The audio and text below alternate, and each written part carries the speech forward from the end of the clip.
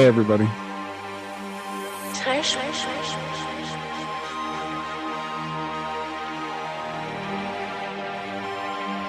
Thanks for joining us, the 13th of January, 2019.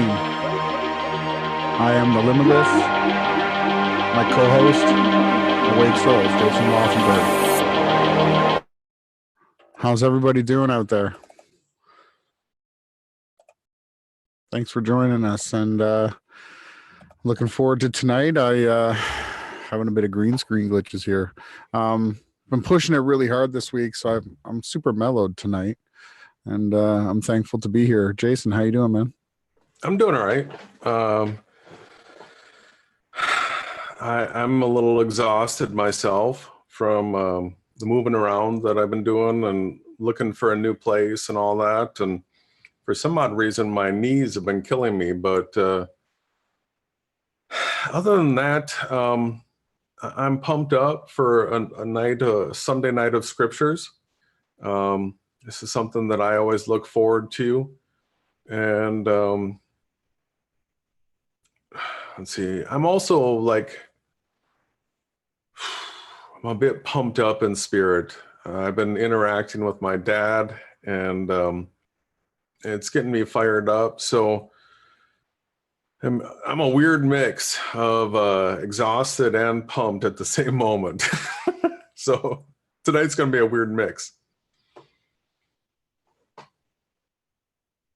Yeah, that's good. I'm kind of used to that. Personally, that's usually the way I roll. So what did you want to start with? I got some stuff, but you know, if you want to start with a couple of sharing a few links and well, maybe the Steve Fletcher thing. Sure. Let me do a share.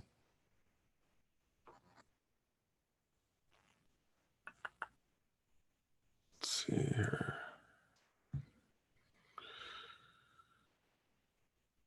So for those that follow along with us, probably know that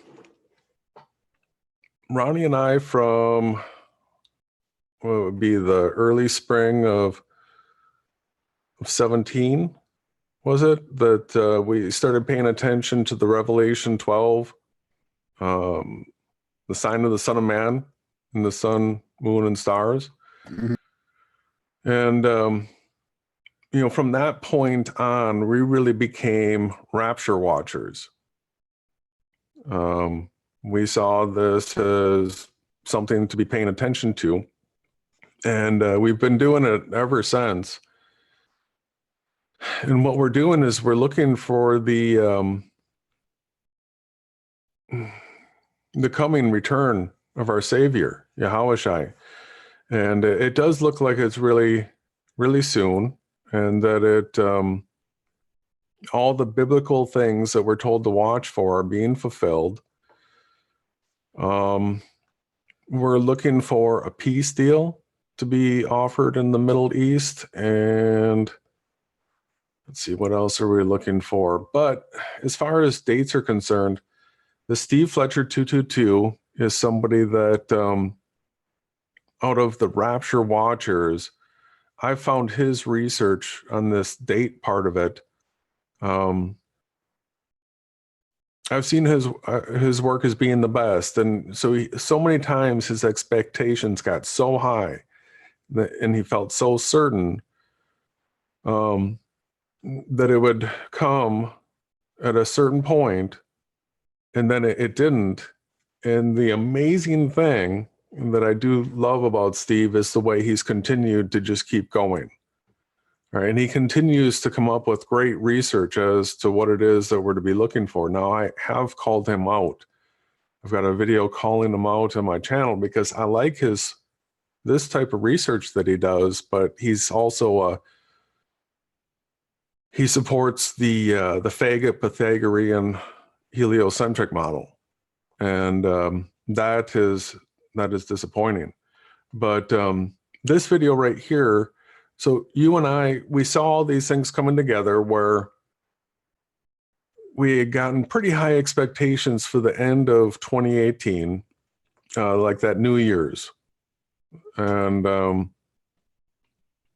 that all wrapped around, well, actually, I had been hoping before that, because the Sabbath, hope it's not a Sabbath, and hope it's not in winter that you have to take flight. And so we were hoping that it was coming before winter, but now that we've hit winter, then the next specs, then you would be looking for the end of winter, so that this great day of tribulation, like we've never seen before, that we're thankful that it didn't happen in winter, right? Because it'd be hard for a lot of us that, live in the northern hemisphere. But then again, it's going to be hard for those that live in the southern hemisphere, the way it works out this way. But it seems to show favoritism to the northern hemisphere if at spring, which would be the spring equinox, right, which is March 21st. So this video right here has a whole bunch of great information, and we can probably do it at, well, let's do 1.5. We'll see, maybe we'll speed it up. So brother, just stop and interject anytime you want, and let's give this a listen. Good evening, everybody. This is Steve Fletcher with the Trumpet for My People. Today is January 12th, 2019.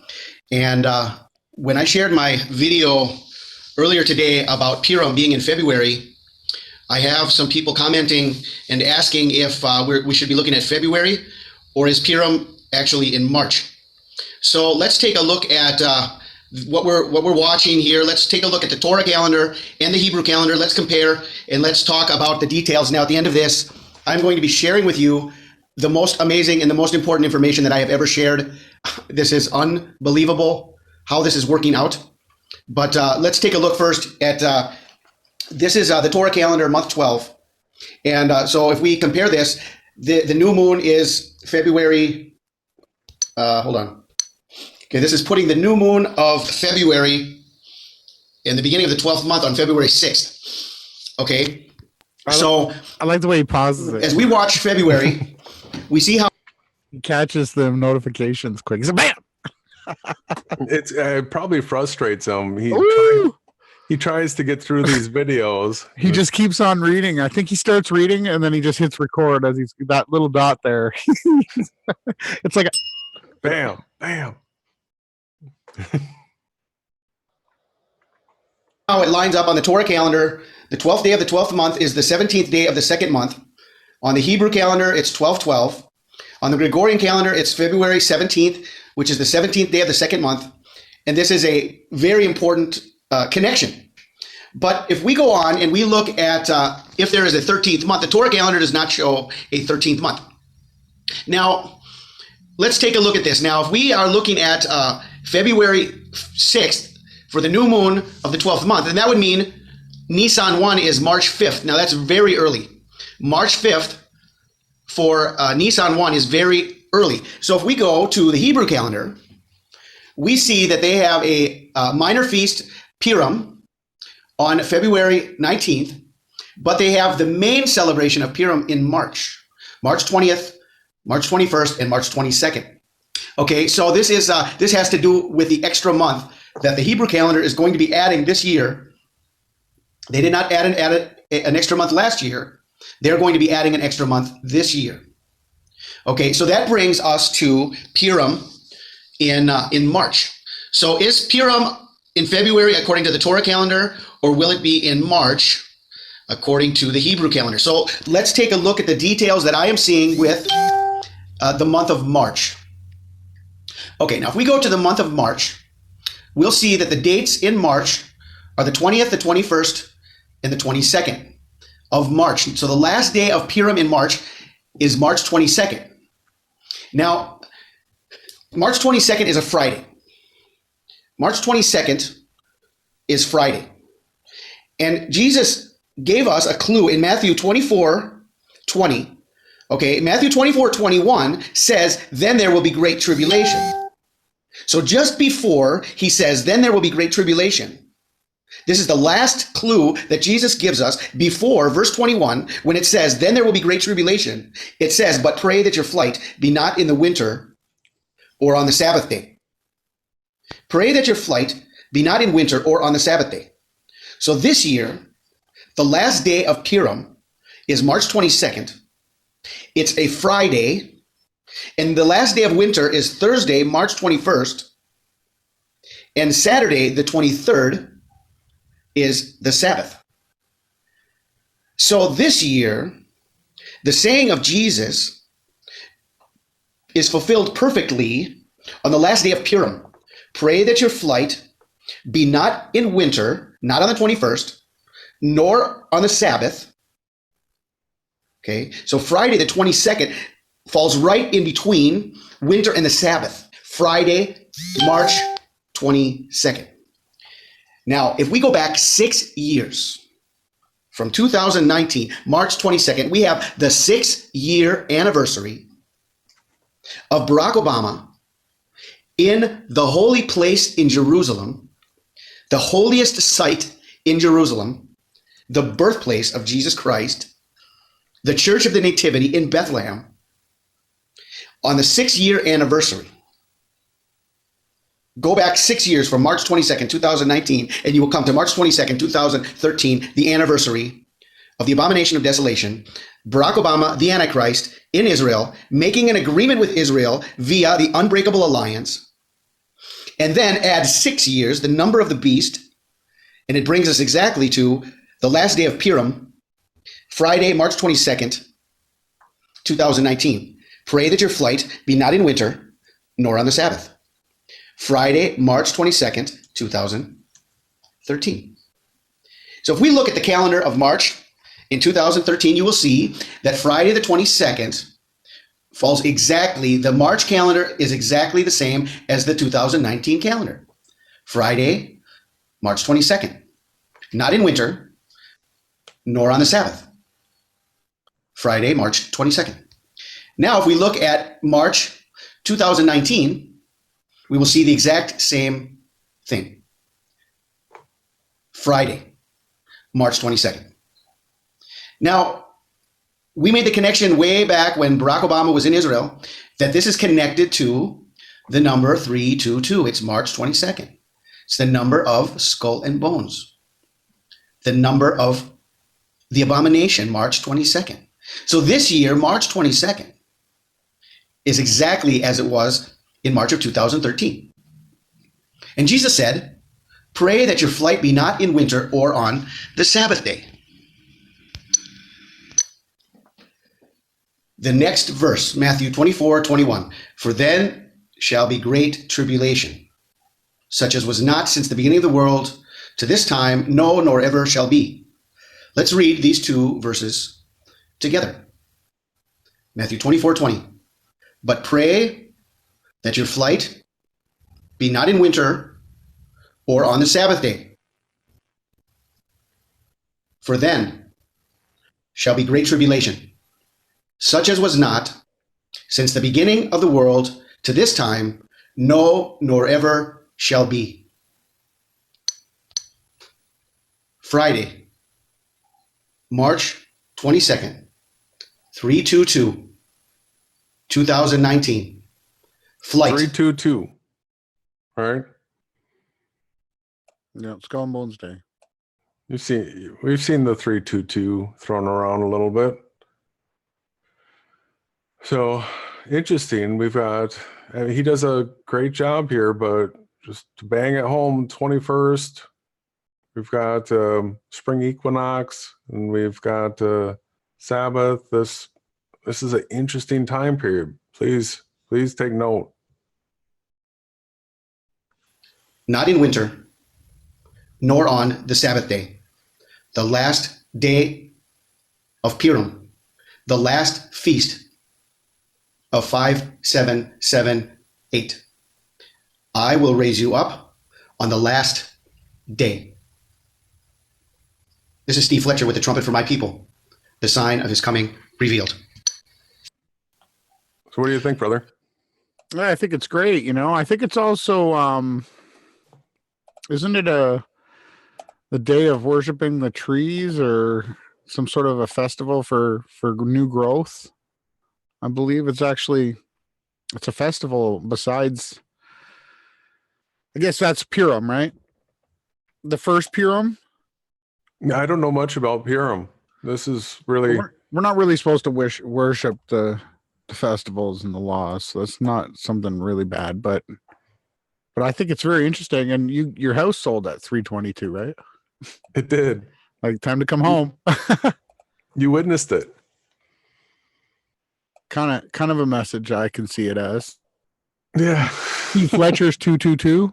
It's too bad it's not 322. But there's also, God, other people saying that it's the New World Order Illuminati number. Maybe the Skull and Bones are going to be the Antichrist government.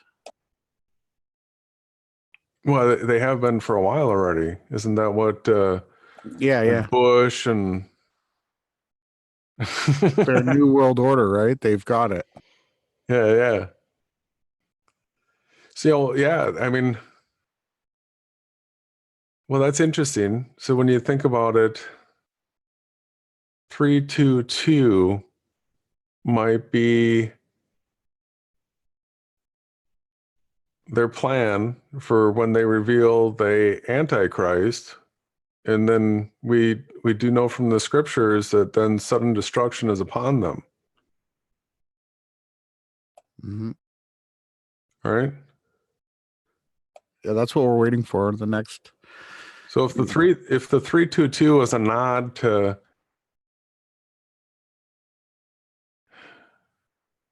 the 322 that we're seeing right here, yeah, then the next verse is the one that talks about then how did it go again?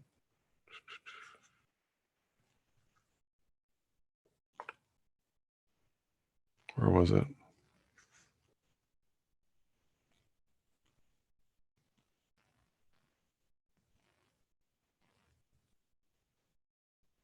Month of March. Where's the scripture? Yeah, so we've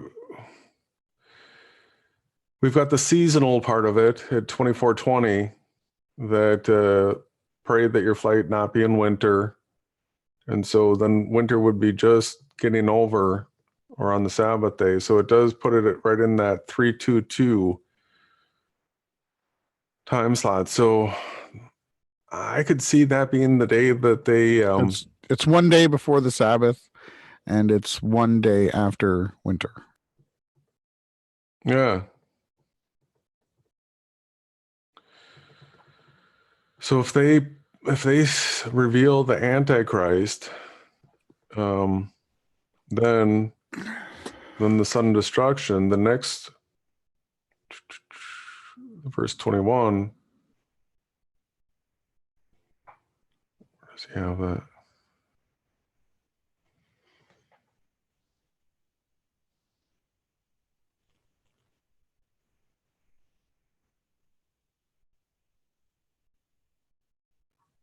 Where was that part? Was I paying attention to this video at all? Yeah, then verse 21.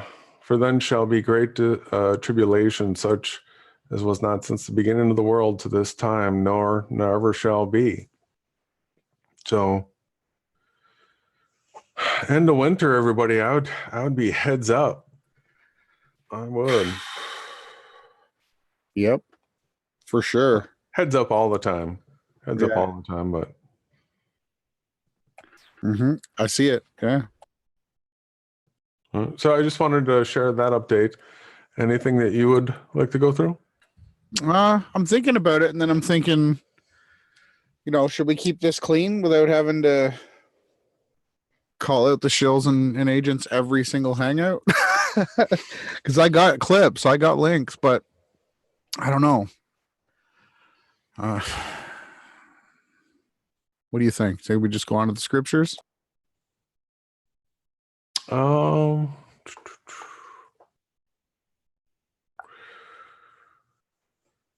Should we put it out to the chat? What if they want to see me expose some Yeah, deception? do you want us to go off on some people? Because I can share the message that I got from my dad and go off on a tangent. If you guys exposing, if you're in that mood, or if people want to keep it mellowed out with the scriptures, we've got some interesting scriptures to go through too, but it'll be a bunch of reading. So let's see what the mood of the chat is. Derek says he's trying to catch the return of Yahushua with his P1000. Hey man, try to placebo effect yourself onto that one, because that would be a cool thing to film. But personally, I'm going to be like joining them up there. I'm not going to. The more you have the camera pointed up at the sky and filming, the more the better. The better chance you have of actually capturing it. So he might use you that way, Derek. Yep. Yeah. Or something might just become super anomalous. I know we have the blood moon. When is that? The 21st of this month? Yeah, 21st of this month, a blood moon. Like to see Derek do a little bit of research, scope out where the rise is going to be of the moon, and try to get to a nice, high spot for that night with his camera. I'd like to see some P1000 blood moon footage. That would be the first for me. Dealer's choice. Is that visible from the US, or is that? Yeah, everyone in the world. Is it? Probably, yes. Okay. That's the way they work. It's weird. It rises red, but for somebody else behind us and in front of us, no, I guess in front of us, they can't see it, but it rises red for us, yet somebody in Spain sees like a white moon. It's so incredible that it does not work on a ball Earth. It does not work in a physical reality. The way the moon and the sun and everything operates is totally spiritual. Yeah, Derek's asking the 22nd. Do the search. That is the day that falls between the summer. No, he's talking about the blood moon. Sorry to interrupt you. Oh yeah, the 21st is the blood moon this month. Super blood moon, right? Yeah. I thought it was an eclipse though. Not for us, I don't think. Well, that's why I said I thought it was not for us. Oh yeah, eclipses don't work the same for everybody. No.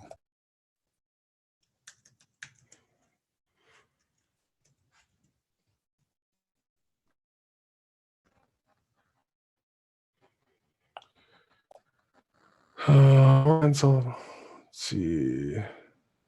Yeah, it is. You're right. To see. Mm-hmm. You're right. Total lunar eclipse. Mm-hmm. Yep.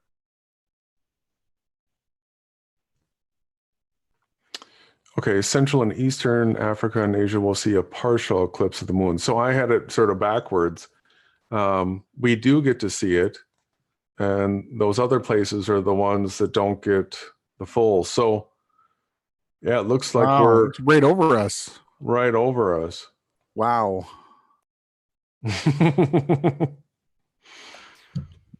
That's cool. Yeah. And then look at how big Alaska's getting on their maps. It's still not big enough, guys. And let's see, blood moons.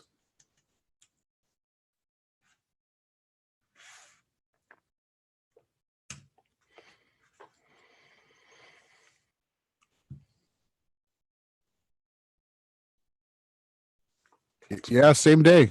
Same day. We were both right. It's a super blood moon eclipse. Oh, come on. Yeah. How many more words can adjectives can super blood? I was just letting it roll. I didn't want to jump right in with all of it. Let's let it happen organically. Super blood moon, lunar eclipse. Wow. All right, so this is loaded up. During a special nocturnal hour, the full moon will become fully tinted with the red-orange color of sunset. I mean, you want to explain to me how that happens on a flat or ball Earth? Oh, I'm sure. I think Sunset comes back up onto the moon. Okay. this is what Astronomy Live has been preparing for. He's actually been working in preparation for this because he knows that so many flat earthers are going to say, how do you explain that? He's already got the explanation. Well, yeah, he's got the whole model done in a simulator, right? He does. Yeah, but you can do it both ways. Well, one's a spinning model and one's a motionless model. He needs relativity to be real. He does. And Earth to be physically moved. It's never moved. But yeah, super blood moon lunar eclipse. So it'll be a Monday. It's the first time it's something not on one of our hangout nights. Yeah. But we're usually live on the new moons. It starts on Sunday, January 20th. So we'll be live when it starts. Oh, okay. So it's Sunday night. Yeah. Into Monday. It's the Sunday night that we're live. Wow, last one until 2021. Mm-hmm. The last eclipse, eh? That's what all the witches. And the moon's going to be turned to blood. Mm-hmm.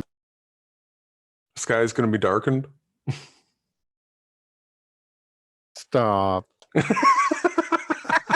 No, it's true. Jerry Tony actually went off today about this. He went onto it and he said that he's set in his ways, and he asked for forgiveness for preaching that the end was going to come in 2017. And he said, there's other people out here, and he didn't want to speak any bad words against them. And he said he might be the wrong guy to follow. He said that the most important thing is to be looking up. Right? Jerry Tony, all softy today. Well, that's awesome. Yeah. Yeah, that's some positive news. Give me a smile on my face. So he was covering this, right? And he did, kind of leave some fruit out there for, I'm going to assume maybe Steve, and because he's bashed on all the end timers before. But yeah, Jerry Tooney, he put out a good video. Look at this graphic. It's not to scale. Not the scale, no.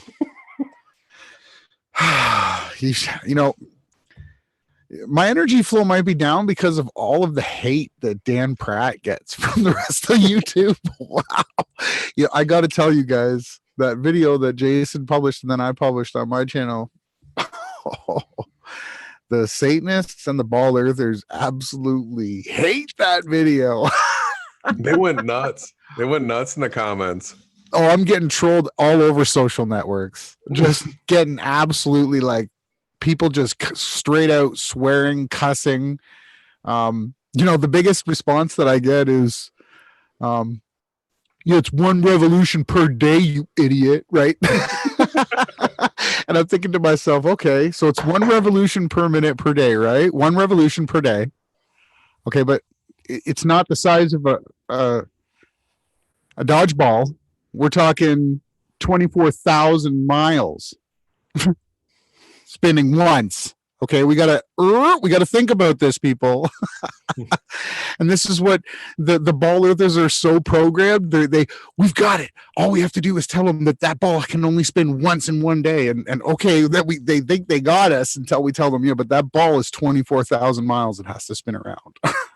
Therefore, each point around that ball earth is moving 1,000 miles an hour. Yeah. Yeah. Well, and then the other thing is the whole the acceleration deceleration of not only is it spinning at that 1,030 around the equator like that, but it's moving 66,000 miles per hour around the sun and 525,000 around the galaxy. No, 660,000 miles an hour around the galactic center. So the actual force that Dan was demonstrating was the rim velocity of a rotating Earth on an axis, right? But what Jason just explained, 660,000 mile an hour. So it would be flatter than the flattest pancake anyone's ever tried to come up with after 14 billion years. Oh, you want to... So remember when I was talking about the flywheels as far as the material that they're made of and how fast you can spin them before they disintegrate? I saw a really cool video a while ago when I was doing that research that they used the wheel off of a skateboard. You know, the hard, like roller skate wheels, skateboard wheels, hard ones. Mm-hmm. They put it on a super bearing, and then with using high pressure water and just a pinpoint stream, like the type that you would use to cut. You know, you can cut through metal and stuff like that. Yeah. They just did the stream thick enough that it didn't cut a hole through the wheel, but they were able to spin it up to 60,000 revolutions per minute, and it absolutely just disintegrates. Just disintegrates. So that centrifugal force, regardless of what material you're using, it will, at a certain RPM and at a certain radius, it absolutely disintegrates. So it's just a huge joke that they suppose all those different motions on Earth, and that it's supposed to be made out of rock, because you could demonstrate with a piece of rock that you spin it at those rates and it disintegrates. There's no rock left. So No. and that could be a good test too, or for somebody to find that footage. Ryan says, Jason, if you're looking for a place to live, maybe make that video and ads looking for people who have land that they want developed. So for us, Jason, to just jump into that, my first thought is, it would have to be somebody that was Christian, that we trusted, that followed the truth, for us to really do some sort of a business transaction like that with. But you go ahead and answer. No, it's a possibility, and it's a good, I think it's a good tip. I do want to do so much of what I plan here real publicly, and do it as like a social experiment that is watchable for others that can learn the ups and downs of what I'm trying to do here. As far as that land development is concerned, if that might be an interesting way to get into having a piece of land. It's all about the contracts. So if you write a contract with somebody that you're getting what you want and they're getting what they want, and you come to a mutual agreement where it benefits both people to the point that you want to participate in it, you write that contract up. So yeah, finding a larger piece of land. See, the problem I have is I don't have the kind of cash that it takes to take down 20 acres or 100 acres or something like that. But there's a lot of people that are already sitting on that type of property that it's not income generating for them. So having a relationship where we do a development so that it would be the type of community I see being small bungalow homes, and travel trailers and tiny homes and stuff like that. Basic living, but comfortable. The key is comfortable at minimal cost. And so, yeah, to build, to put a deal together like that, if I put it out there into the common collective, it has the greatest chance of somebody out there coming across it. But then we have to deal with the whole issue of, could this be, some Satanist that's trying to set us up for something, and blah, blah, blah, blah, blah. So we're going to need to find a Christian, somebody that's truly a Christian to work with, because I've come through personal experience to know that you just simply cannot trust a Satanist. They can just flat out lie to your face, and they don't care. They're just always about their own personal benefit and what serves them the most. So I just can't do any business deals with Satanists. So yeah, no, I'll be looking forward to that, and I continue to have faith that Yahushua is leading every move that we make, and there's a problem with that image, Jason, on the screen here, and I wonder if you can guess what I'm thinking. I can debunk everything that's in front of me with one observation.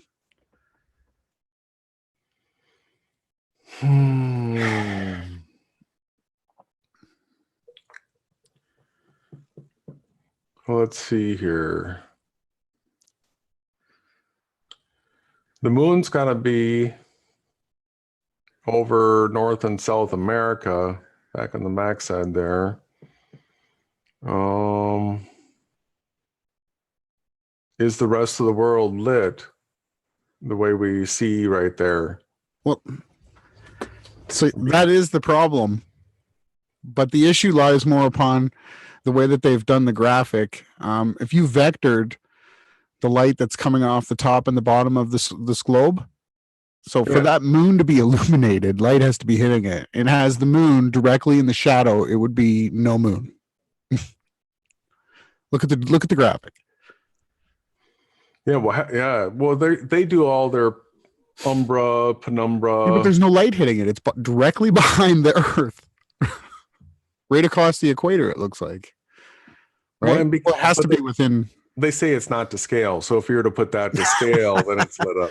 That's what I mean. So you'd have to draw a vector. So you'd have the light. The light would have to be going around the globe of the Earth and then bouncing off the moon from, continuing to vector off, tighter and tighter and tighter around the ball. But the way that they're depicting it, it says not to scale. It should say not your reality right there. I wish I could hack. I would just change that one thing. Well, the funny thing is with modeling programs, with like CAD and stuff like that, if you do the scales, put the sun the size that they say it is, and then the distance that they say it is, then do the moon and stuff to scale, it's going to be blocked out behind the Earth completely, and there's no way it could be lit up. It couldn't be dark. It would be dark. Yeah. They have one of the faces of the moon brightly lit up red. So, like I said, the light would have to be reflecting around the ball Earth and bouncing. Like, it's just so stupid, man, that they. How did they convince us that light would even shine a Terminator like that on this globe? Oh, have you heard too that apparently the North Pole is moved? It's almost lined back up with the original pole now. Yeah, it's moving at a rapid rate, they said. But the funny thing is now it's back to where the regular pole is, right? We don't need two more poles anymore. I think it's up to like 30 kilometers a year. So are we talking about, is that the magnetic north? And actually they're saying that they have to do an emergency change of all GPS systems. What? Because, they're hitting the threshold for accuracy that it's no longer accurate enough to navigate with. It's going to get sketchy up there for old Wolfie. Don't fly north, Wolfie. That was a headline. Let me see if I can find that quick. Yeah, Dabu covered it. Dabu covers everything, but he said that our pole's changing, but it's almost aligned back up with the actual pole. So that's what, Jason and I have been teaching, that we don't need two poles anymore in the north. We figured it out with one. And now we got them coming back, but they do it ever so slightly, right? The magnetic pole is. This was a headline 3 days ago. And Satanists warn Earth's what? Sorry. Researchers say that the magnetic pole, North Pole, is skittering away from Canada towards Siberia. The problem has got so bad, researchers around the world are scrambling to update a global model of the fields. It underlies all modern navigation, from the systems that steer ships at sea to Google Maps on smartphones. Since it's moving so rapidly, they have to fix the model urgently. It was due to be updated on the 15th of January, but due to the government shutdown, that has already been delayed until the 30th. It's moving at about 30 miles a year. It didn't move much during those years. And so I guess as soon as they get the government back up and running, they have to update the GPS because it's not accurate anymore. Oh man, this just destroys their whole theory, man, that we're a flying ball flying through space. All of this it's like Yahushua is just mocking them. If their instruments are all off now. Yeah, your orientation, the direction you are facing comes from the magnetic field. Our warfighters use magnetics to orient their maps. Sounds like witchcraft. So I don't need magnetics to travel around my areas. I just need to know where the sun is going. Look at this. Solar wind. Right, remember, this is empty space, but now all of a sudden you got solar wind and you have a bow shock wave. Wow. Magneto sheath. That's interesting though. Look at. Yeah, it's almost lined up dead center again, they're saying, man. That's what I'm saying. It never moved. It's actually always been. Now they have to. That's our map, man. That's our map. It is. It's skewed a little bit though. Still. But it's skewed based on these lines that you see here. Those lines show how it's skewed. Yeah. To overlay that on our map, it would be even. Yeah. It's lined right up, almost right over the. It's one pole. Interesting. Yeah, I don't know what all is going on, but Elias had a good point too. We shouldn't be able to have a full moon during the day. Like if the sun, at nighttime, if the sun is reflecting off the moon, how does it get through? If the moon is on the other side of the earth, how does the moonlight get reflected? It's because the moon is so far away from the sun. Or no, because the moon isn't that far away from Earth, right? Literally, really, in the grand scale of it. That comment's so funny. It says the phases of the moon are elegantly explained by the heliocentric model. You can leave that up. You can leave that one up. That's funny. Oh man. Elegant it is. That doesn't make it true. I know. I love when they try to use math as like proof of anything, right? It's all right. We don't care about dislikes. We don't need your comments either. So I could share something. I guess we'll keep going kind of in this kind of a mood here. You got this Satanist, Nathan Thompson. I wasn't going to watch it. I've been good. I haven't been getting triggered at all by this guy. Dean called him an evangelicus, whatever, today. But if somebody came up to me on the street like this is, listen. Yeah. You don't really seem like. Oh, I got it going too fast. Oh, I'm Adam Green with No More News. It's January 13th, 2019, and this morning I was driving. Kraft, the owner of the Patriots, he got the Jewish Award of the Year. Oh, really? Yeah, that was today. Did you know about that? No. He's a total Zionist. With whatever you think or about this, but did you ask anybody here if you could have permission to? It's a parking lot. Did you ask anybody that's a part of this community if you could? They can walk away. Okay. I Yeah, appreciate parking that. lot. Cool.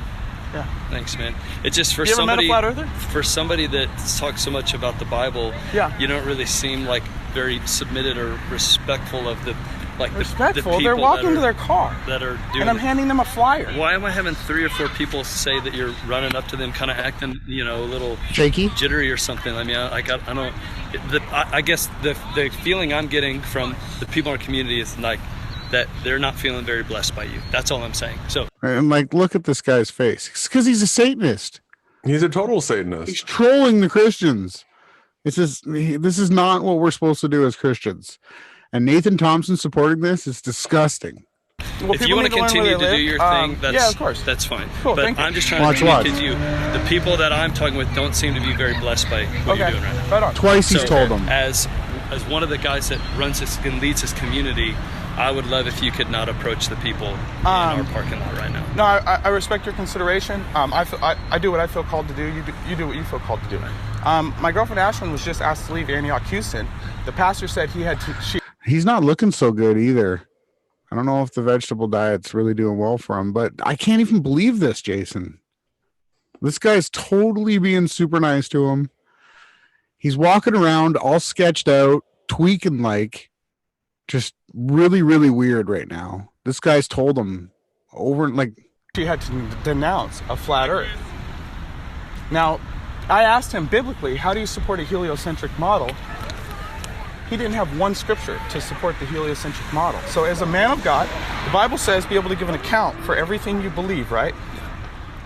Do you give an account for everything you believe? Hey, man, all I'm saying is I'm more interested in a Jesus-centric model. There's nothing wrong with that.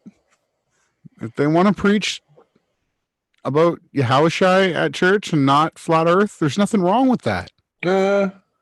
Nothing wrong with that. I've got a little bit of a problem with it. We're supposed to be talking all truth, and sure. the heliocentric model. If you're just going to let people go on believing in the faggot Pythagorean great deception, I see that a little issue with that. Yeah, but this is not the way you go about it.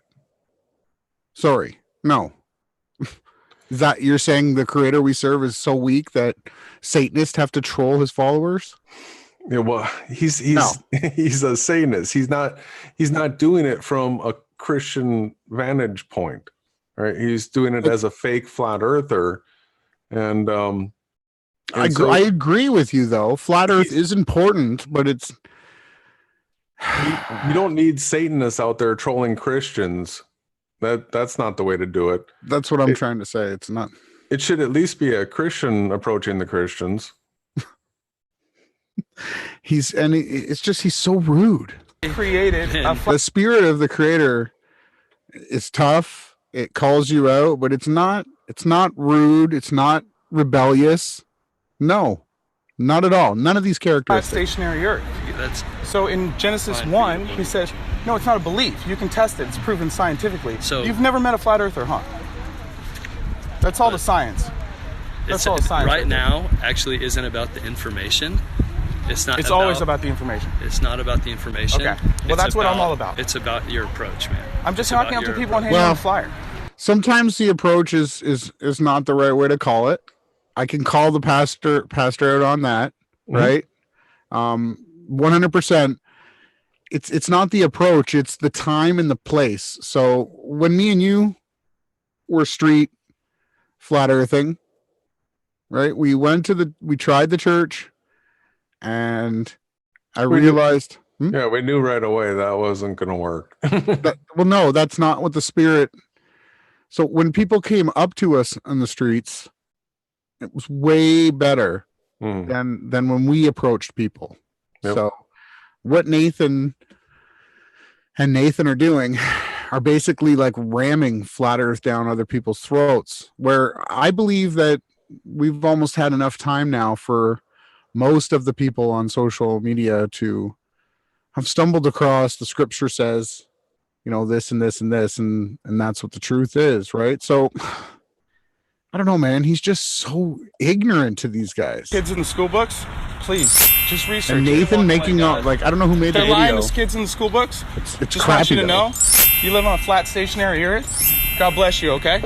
But have a good one. I know you don't have to have permission for me to live your calling, but when your calling begins to make people in our community uncomfortable when you haven't asked to be around here and do that, I already then told it you, I doesn't don't feel need permission very to Did walk John around vulnerable. and Peter It ask doesn't for feel very permission whenever respectful they or- went from city to city preaching? And this is his Christian girlfriend.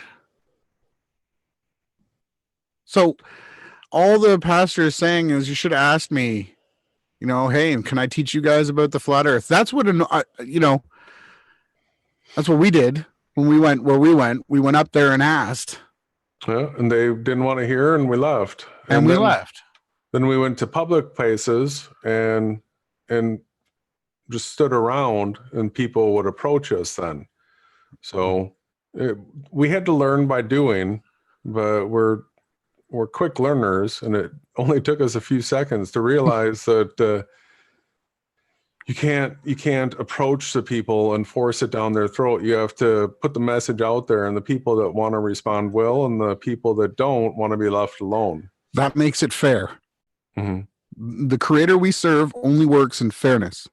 He doesn't work in any evil, wicked things. None of it. That's why I said the spirit of these guys is all bad. And it also makes me question people like Dean Odle, men who supposedly had a church for 10 years and been preaching for 20, yet he can't simply see that these people are acting out of a spirit of Antichrist. How does he promote these people as a man of God? This is horrible what these people are doing. This is like flat earth terrorism. And not only that, he's picking Christians, people that are actually taking the time out of their day to go somewhere to worship the creator. You know, I could say a lot of things about a lot of people right now, but the ones that actually go to church, at least they're going. Mm-hmm. I'll fight anybody on that point. If you want to tell me that, just because they're not learning about flat earth. No, they're still worshiping the creator of the universe, of our world, of our reality. Well, they might, some of them might want to, the rest might just be, I don't know, it's weird. It's weird. There's good ones, man. Come on. That's not the creator we serve, man. He is so graceful. He just wants people to give him a little bit of time. He's not going to send people to attack you if you turn to him, if you start going to a church. He's not going to send Nathan Roberts in there to flat smack you. I don't agree with it. I don't agree with this approach. I don't think this is of the Holy Spirit. I think this is a satanic New World Order agenda to brainwash people that they live in an AE map with a dome. All of that is being just forced down to the throats of everyone. Well, he's doing this in a way that will come across as objectionable to most people, so that when they come across this, they'll be turned off to it. Yeah. Pushes you away. And then I had a clip here. I think it's still at it. Got circumnavigation. Listen to what Morgal says here, Jason. I got this. I just listened to it for like 5 minutes and I got a clip. Clock. I really like it, man. It's awesome. And the AE projection in general, really, how many things about the globe theory are claimed to be exclusive to a globe? So let's see, you've got circumnavigation, you've got day and night, you've got the seasons. That's three things right there that are claimed 100% to be exclusive to a sphere. But with this one tool, and it's way better than trying to draw out China and Florida on a cocktail napkin or whatever. But yet what it does, like in a court of law, it would actually stand as evidence to cast a shadow of doubt, at least, on the notion that these multiple things, these three things at least, are exclusive to a sphere. And so once you prove to somebody that circumnavigation, seasons, day and night, and even wind and lava, whatever, are exclusive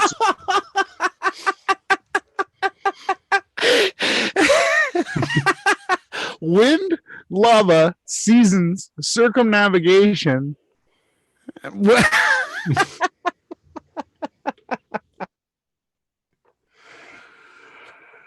Yeah, he's funny.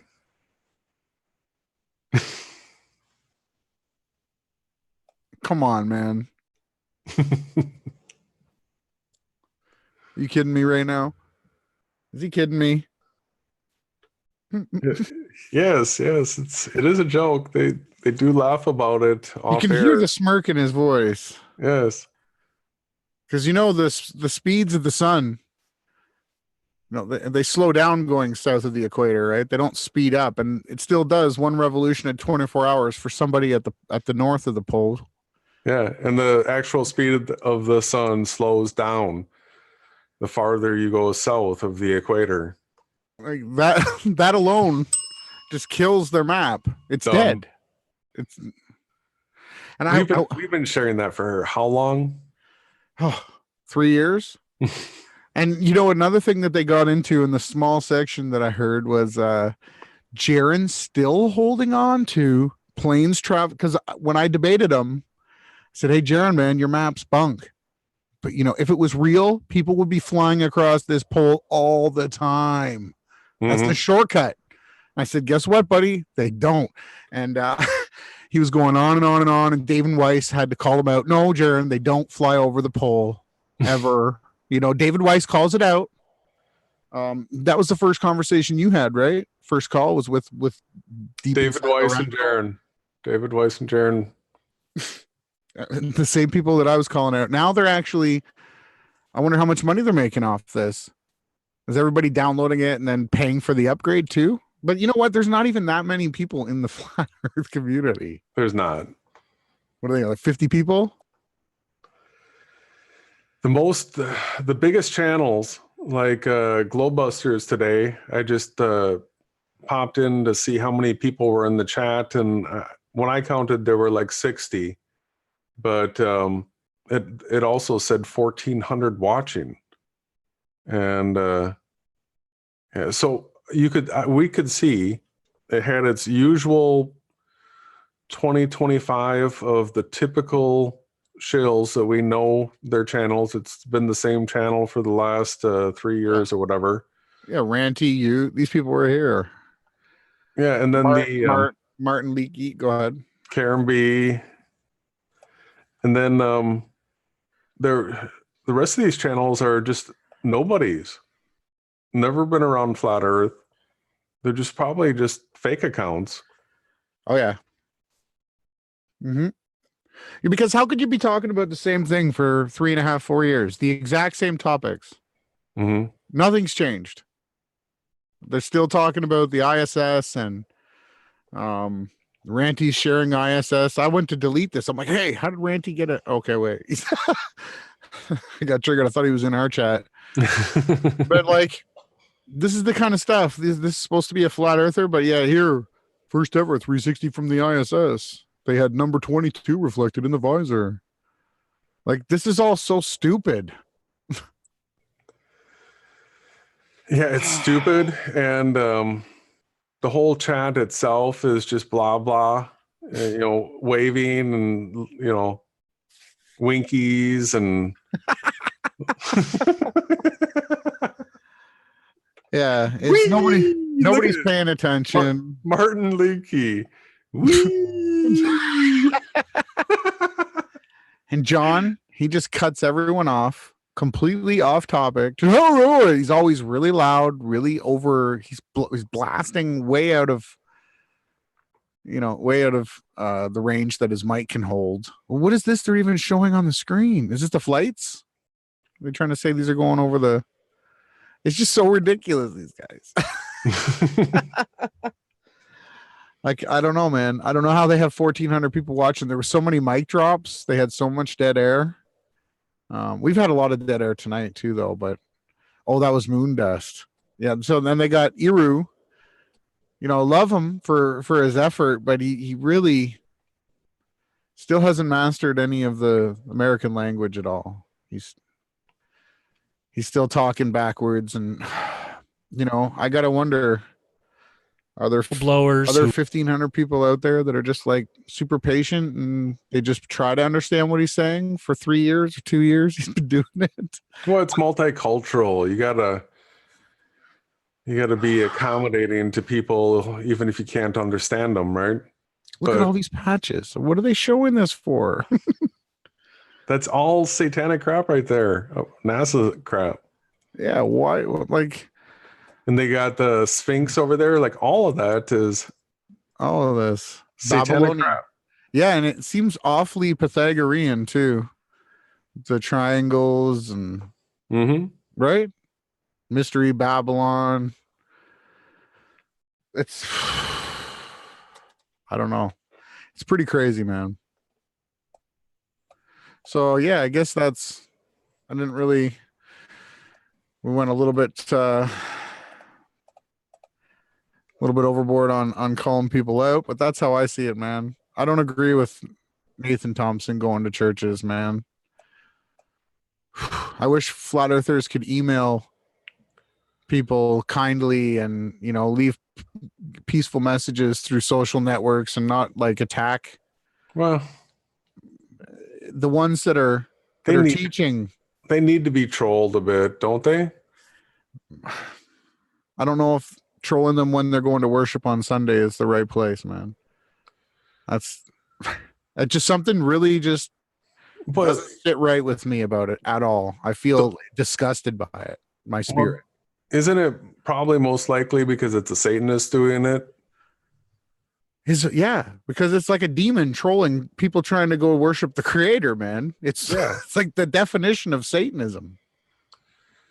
But if you were an actual Christian and you were doing something to somehow alert people, hey, you're still worshiping the cult of faggot Pythagoreans as you accept the heliocentric model.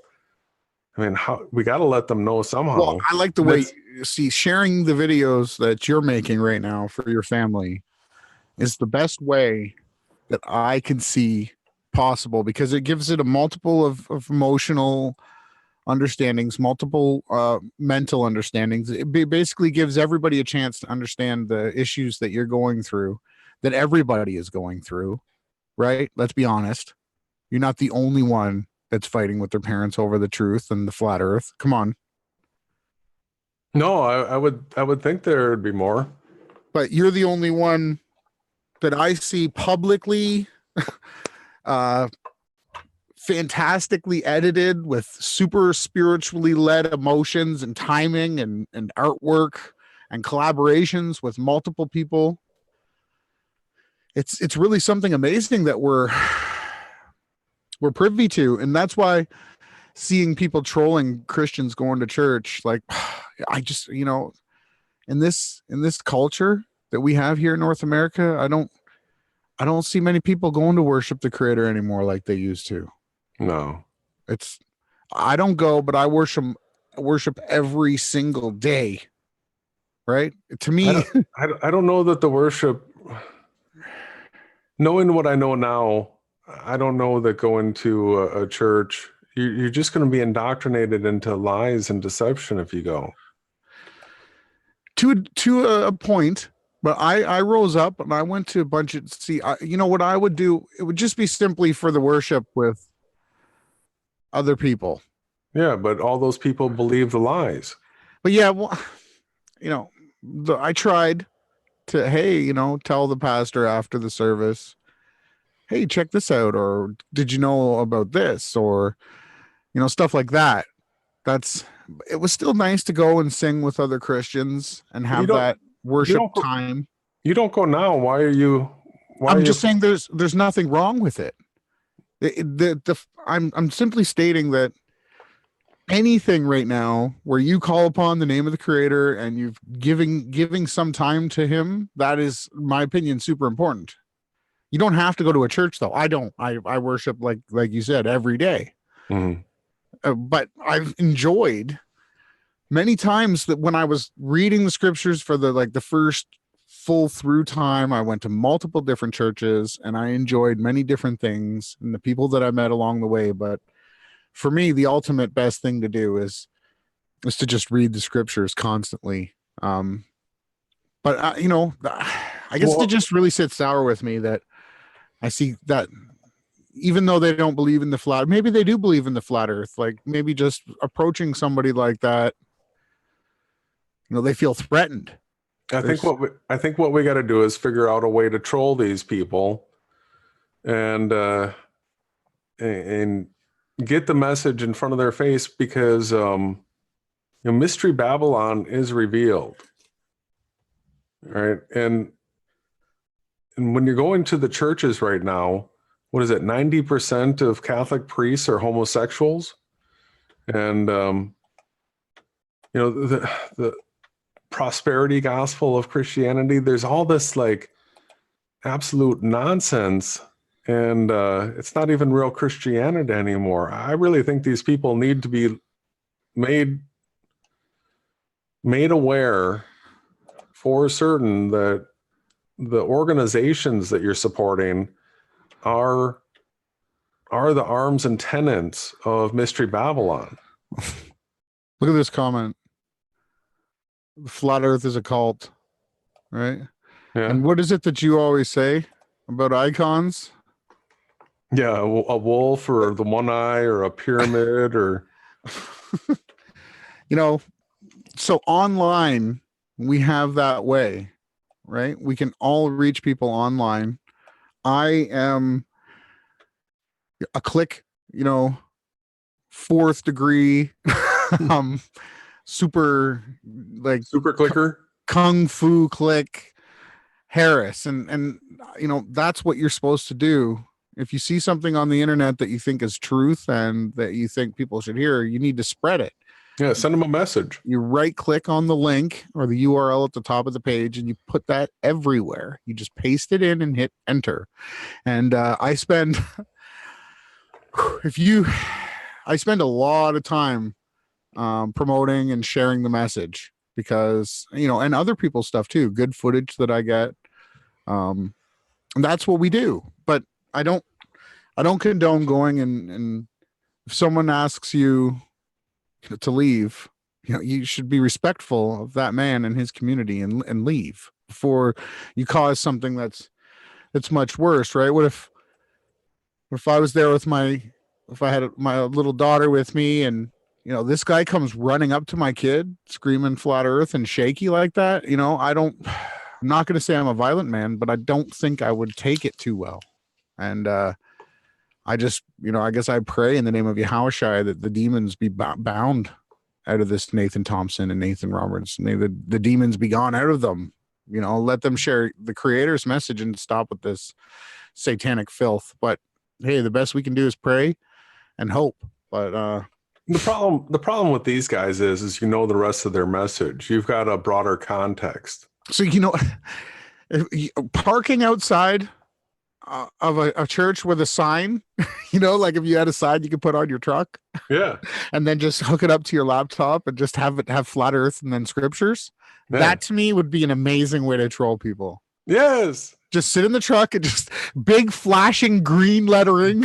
Yeah. Earth is flat. And then, the earth is immovable. And then the scripture, they've got those mobile billboard vehicles. Right? You've seen those. Yeah. Just park it at the church every Sunday. You could change. You could stand outside too. If people approached you, have at it. But who's going to stand up to these guys, man? I will. That's not from my Creator. No.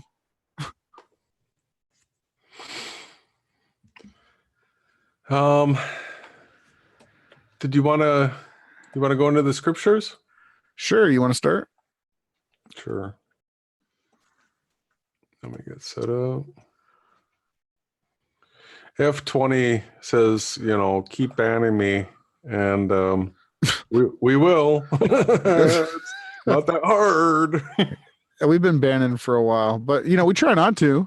That's not it's not the goal here. We're not like Owen getting all band happy. We don't get any melatonin hits off banning people. It's the opposite of why we're here.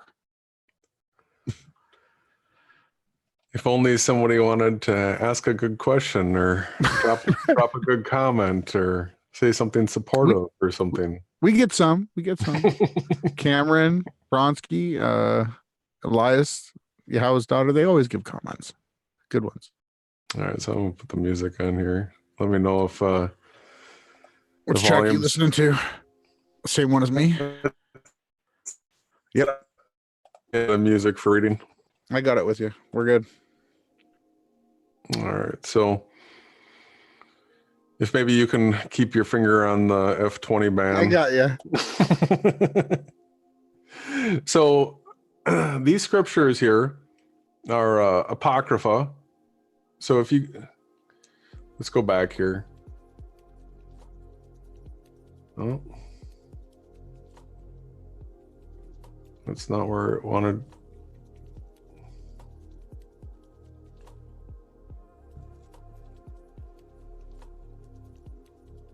So if you, under sacred texts, they've got a bunch of satanic texts, but they have the Bible and they have apocrypha books. And the testament of the 12 patriarchs isn't something that we've gone through yet. And these are interesting. This, the fragments of these books were found in the, with the Dead Sea Scrolls and other remnants. These predate Yahushai. And even though some scholars will try to fight that, but it's generally recognized that there's prophecy in these scriptures here. And what they are is, a lot of this is the dying words of the 12 patriarchs, or the sons of Jacob. And so it's got here's the 12 patriarchs. So you've got the testament of Reuben, testament of Simeon, testament of Levi, testament of Judah, testament of Issachar, the testament of Zebulun, the testament of Dan, the testament of Nephi.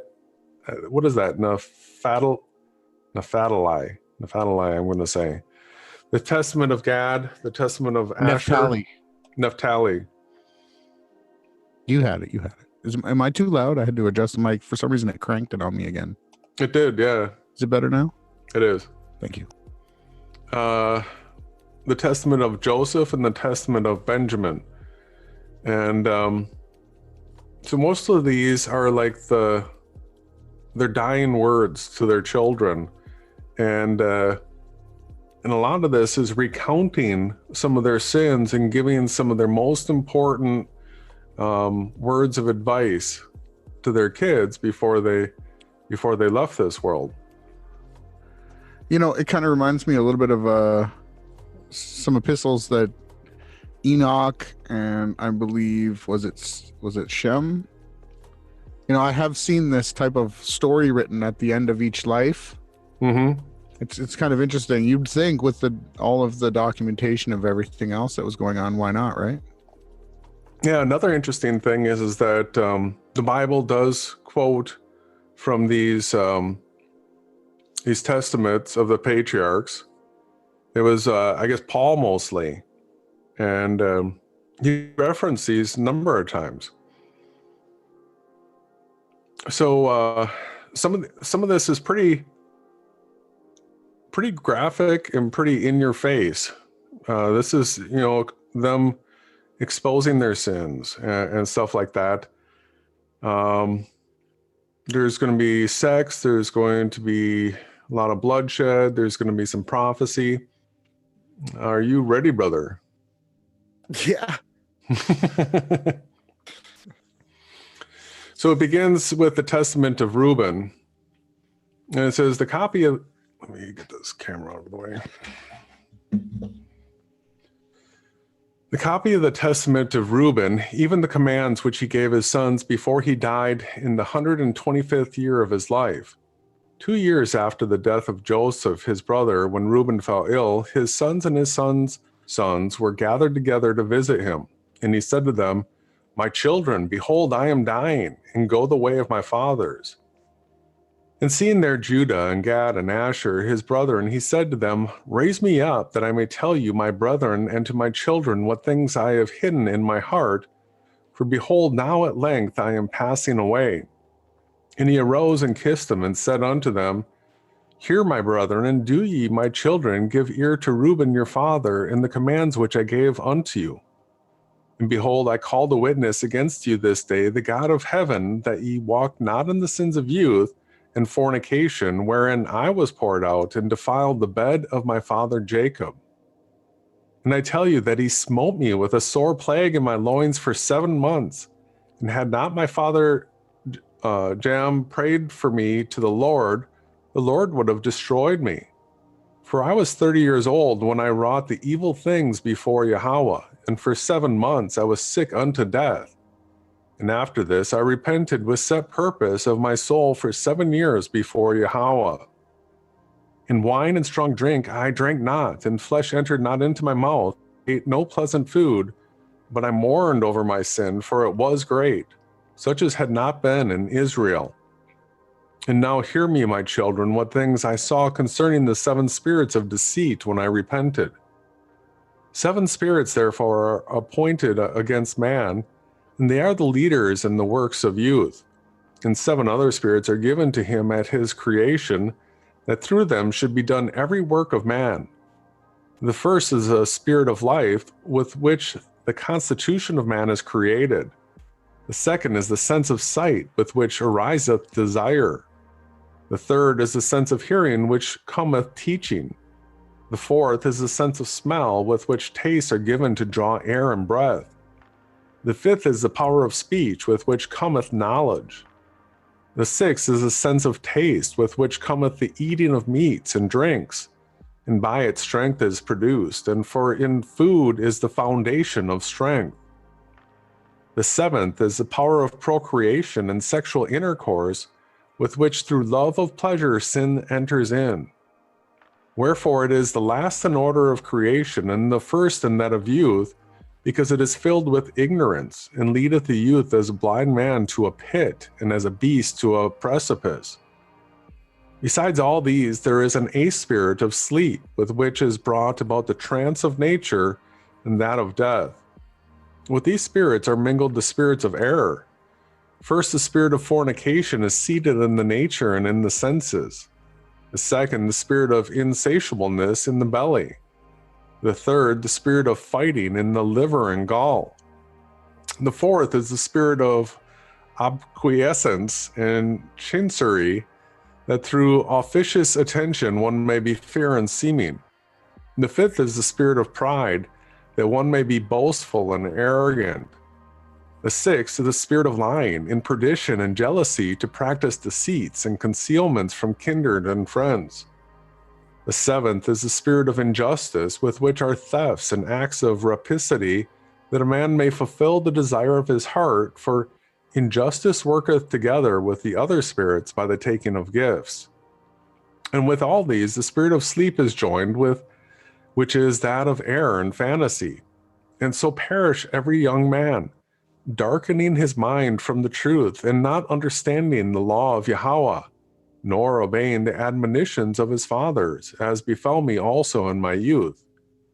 And now, my children, love the truth, and it will preserve you. Hear ye the words of Reuben your father, pay no heed to the face of a woman, nor associate with another man's wife, nor meddle with affairs of womankind. For I have not seen Belial bathing in a covered place, I had not fallen into this great iniquity. For my mind taking in the thought of the woman's nakedness suffered me not to sleep until I had wrought the abominable thing. For while Jacob our father had gone to Isaac his father, when we were an elder near to Ephrath in Bethlehem, Belial became drunk and was asleep uncovered in her chamber. Having therefore gone in and beheld her nakedness, I wrought the impiety without her perceiving it, and leaving her sleeping departed. And forthwith an angel of Yahweh revealed to my father concerning my impiety, and he came and mourned over me and touched her no more. So that's pretty open, honest admission of big mistake you made, huh? Yeah, take the chat down. Okay. We don't need it tonight. That's what they want us to do, right? Yeah. But yeah, that was hitting home for me, probably for everyone. This is really everyone on Earth. Yeah, in your face stuff, like, and words from the patriarchs warning us. He told us the mistakes he made, and he's got wisdom to share. All right. Yeah, totally. Keep going. Actually, let's keep reading it, man. It's nice. He says, "Pay no heed, therefore, my children, to the beauty of women, nor set your mind on their affairs, but walk in singleness of heart in the fear of the Lord, and expend labor on good works, and on study, and on your flocks, until the Lord give you a wife, whom he will, that ye suffer not as I did. For until my father's death, I had not boldness to look in his face, or to speak to any of my brethren because of the reproach. Even until now, my conscience causeth me anguish on account of my impiety. And yet my father comforted me much, and prayed for me unto Yahweh, that the anger of the Lord might pass from me, even as the Lord showed. And thenceforth until now I have been on my guard, and sinned not. Therefore, my children, I say unto you, observe all things whatsoever I command you, and ye shall not sin. For a pit unto the soul is the sin of fornication, separating it from Yahweh, and bringing it near to idols, because it deceiveth the mind and understanding, and leadeth down young men into Hades before their time. For many hath fornication destroyed, because though a man be old or noble, or rich or poor, he bringeth reproach upon himself with the sons of men, and derision with Beliar. So I looked up this Beliar, and it's another way of referencing the evil one or Satan. Baal. It's not necessarily Baal. Or Beelzebub? Not necessarily. Or Beliar. Yeah, I looked it up.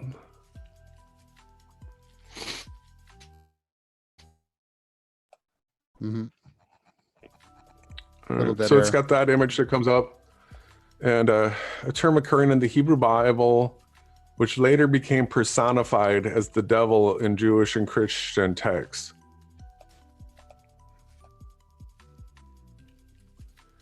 So keep that in mind. That word comes up. For ye heard regarding Joseph, how he guarded himself from a woman, and purged his thoughts from all fornication, and found favor in the sight of Yahweh and men. For the Egyptian woman did many things unto him, and summoned magicians, and offered him love potions, but the purpose of his soul admitted no evil desire. Therefore, the God of your fathers delivered him from every evil and hidden death. For if fornication overcomes not your mind, neither can Beliar overcome you. For evil are women, my children, and since they have no power or strength over man, they use wiles by outward attractions, that they may draw him to themselves. And whom they cannot bewitch by outward attractions, him they overcome by craft. For moreover, concerning them, the angel of the Lord told me and taught me that women are overcome by the spirit of fornication more than men, and in their heart they plot against men, and by means of their adornment they deceive first their minds, and by the glance of their eye into the poison, and then through the accomplished act they take them captive. For a woman cannot force a man openly, but by a harlot's bearing she beguiles him. Flee therefore fornication, my children, and command your wives and your daughters that they adorn not their heads and faces to deceive the mind, because every woman who useth these wiles hath been reserved for eternal punishment. For thus they allured the watchers who were before the flood, for as these continually beheld them, they lusted after them, and they conceived the act in their mind. For they changed themselves into the shape of men, and appeared to them when they were with their husbands. And the woman lusting in their minds after their forms gave birth to giants, for the watchers appeared to them as reaching... Whoa. Yeah? Pardon? It says, and the women lusting in their minds after their forms gave birth to giants. So it doesn't say that they physically had intercourse. It doesn't say that here. Wow. Mm-mm. That's huge. Thank you. It's verse 19 there. For the watchers appeared to them as reaching even unto heaven. Beware therefore of fornication, and if you wish to be pure in mind, guard your senses from every woman, and command the woman likewise not to associate with men, that they also may be pure in mind. For constant meetings, even though the ungodly deed be not wrought, are to them an irremediable disease, and to us a destruction of Beliar and an eternal reproach. For in fornication there is neither understanding nor godliness, and all jealousy dwelleth in the lust thereof. Therefore I say unto you, ye will be jealous against the sons of Levi, and will seek to be exalted over them, but ye shall not be able. For Yahweh will avenge them, and ye shall die by an evil death. For Levi, Yahweh gave the sovereignty, and to Judah with him, and to me also, and to Dan and Joseph, that we should be for rulers. Therefore I command you to hearken to Levi, because he shall know the law of the Lord, and shall give ordinances for judgment, and shall sacrifice for all Israel until the consummation of the times, as the anointed high priest of whom the Lord spake. I adjure you by the God of heaven to do truth each one unto his neighbor, and to entertain love each one for his brother. And draw ye near to Levi in humbleness of heart, that he may receive a blessing from his mouth. For he shall bless Israel and Judah, because him hath the Lord chosen to be king over all the nation. And bow down before his seed, for on our behalf it will die in wars visible and invisible, and will be among you an eternal king. And Reuben died, having given these commands to his sons. And they placed him in a coffin until they carried him up from Egypt and buried him in Hebron in the cave where his father was. Wow. That's some great stuff. It's good stuff, right? Yeah, I like it, man. That was... Yeah, and now the next one's Simeon. A couple of these first ones, let's see, there was a couple that had 2 chapters, then there was one that had like 4 or 5, and then some 2s, 1, 2, 1, 2, something like that. But just take as much as you want, and then I'll take over. Okay.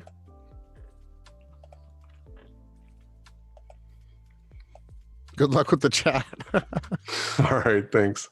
It says, the copy of the words of Simeon, the things which he spake to his sons before he died. In the 120th year of his life, at which time Joseph, his brother, died.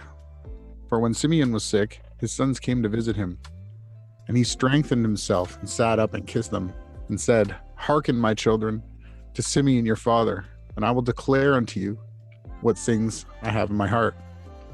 I was born of Jacob as my father's second son, and my mother Leah called me Simeon, because the Lord had heard her prayer. Moreover, I became strong exceedingly. I shrank from no achievement, nor was I afraid of aught. For my heart was hard, and my liver was immovable, and my bowels without compassion. Because valor has been given from the Most High to men in soul and body. For in the time of my youth I was jealous in many things of Joseph, because of my father loved him beyond all. And I set my mind against him to destroy him, because the prince of deceit sent forth the spirit of jealousy, and blinded my mind, so that I regarded him not as a brother, nor did I spare even Jacob my father. But his God, and the God of his father, sent forth his angel, and delivered him out of my hands. For when I went to Shechem to bring ointment for the flocks, and Reuben to Dothan, where were the necessaries and all your stores? Judah, my brother, sold him to the Ishmaelites. And when Reuben heard these things, he was grieved, for he wished to restore him to his father. But on hearing this, I was exceedingly wroth against Judah, in that he let him go away alive. And for 5 months I continued wrathful against him. But the Lord restrained me, and withheld from me the power of his hands. For my right hand was half withered for 7 days. Wow, that's interesting, right? Mm-hmm. And I knew, my children, that because of Joseph this had befallen me, and I repented and wept. And I besought the Lord Yahweh that my hand might be restored, and that I might hold aloof from any all pollution and envy, and from all folly. So I kind of went through this in my life too. I don't know about there's so many great messages here, man. Yeah. I think every single one of us will be touched by what these patriarchs went through. Yeah. Right. Mm-hmm. For I knew that I had devised an evil thing before Yahweh and Jacob my father, on account of Joseph my brother, and that I envied him. And now, my children, hearken unto me, and beware of the spirit of deceit and envy. For envy ruleth over the whole mind of a man, and suffereth him neither to eat nor to drink, nor to do any good thing, but it ever suggesteth to him to destroy him that he envieth. And so long as he that is envied flourisheth, he that envieth fadeth away. 2 years, therefore, I afflicted my soul with fasting in the fear of Yahweh, and I learnt that deliverance from my envy cometh by the fear of Yahweh. That's how I got over all of my everything in life. That's the answer to every question right there. Fear Yahweh. If you do that, he just starts opening doors. Right, Jay? Yeah, it's well, see, everybody's past not exactly the same. You had a definite fear of Yahweh. I got more fear, yeah. I had lost that fear. I've gotten the fear back. I didn't want to have to say anything right there. I'm glad you said that. Oh, you're funny, Jason. I think I've always thankful to have that reminded to me over and over again in life. Yep. You had it too. You were raised a Jehovah's Witness, right? But you guys, isn't it more of a loving environment, or no? Yeah, the fear is not taught really. It's more gentle. Because they deny that there's a place of torment for the wicked. Oh, that's a great place for Satanists to live. Great place, yes. You just get to die and you're done. And no matter how evil you are, there is absolutely no tormenting of the evil, which is so not biblical. Wow. For if a man flee to Yahweh, the evil spirit runneth away from him, and his mind is lightened, and henceforward he sympathizeth with him whom he envied, and forgiveth those who are hostile to him, and so ceaseth from his envy. I guess I'll try another page. But this one has 3 chapters, so I can make it. The one after this has got like 5 or something. Just forgive me, guys. Like I'm just like you guys here. And my father asked concerning me, because he saw that I was sad. And I said unto him, I am pained in my liver, for I mourned more than they all, because I was guilty of selling Joseph. Why isn't this in the 66 books? Well, I think it does get referenced by Paul. Okay, yeah. Paul, he did such a good job of fighting for the word of God. And we went down into Egypt, and he bound me as a spy. I knew that I was suffering justly, and I grieved not. Now Joseph was a good man, and had the spirit of Yahweh within him, being compassionate and pitiful. He bore no malice against me, but loved me even as the rest of his brethren. Beware therefore, my children, of all jealousy and envy, and walk in singleness of heart, that Yahweh may give you also grace and glory, and blessing upon your heads, even as ye saw in Joseph's case.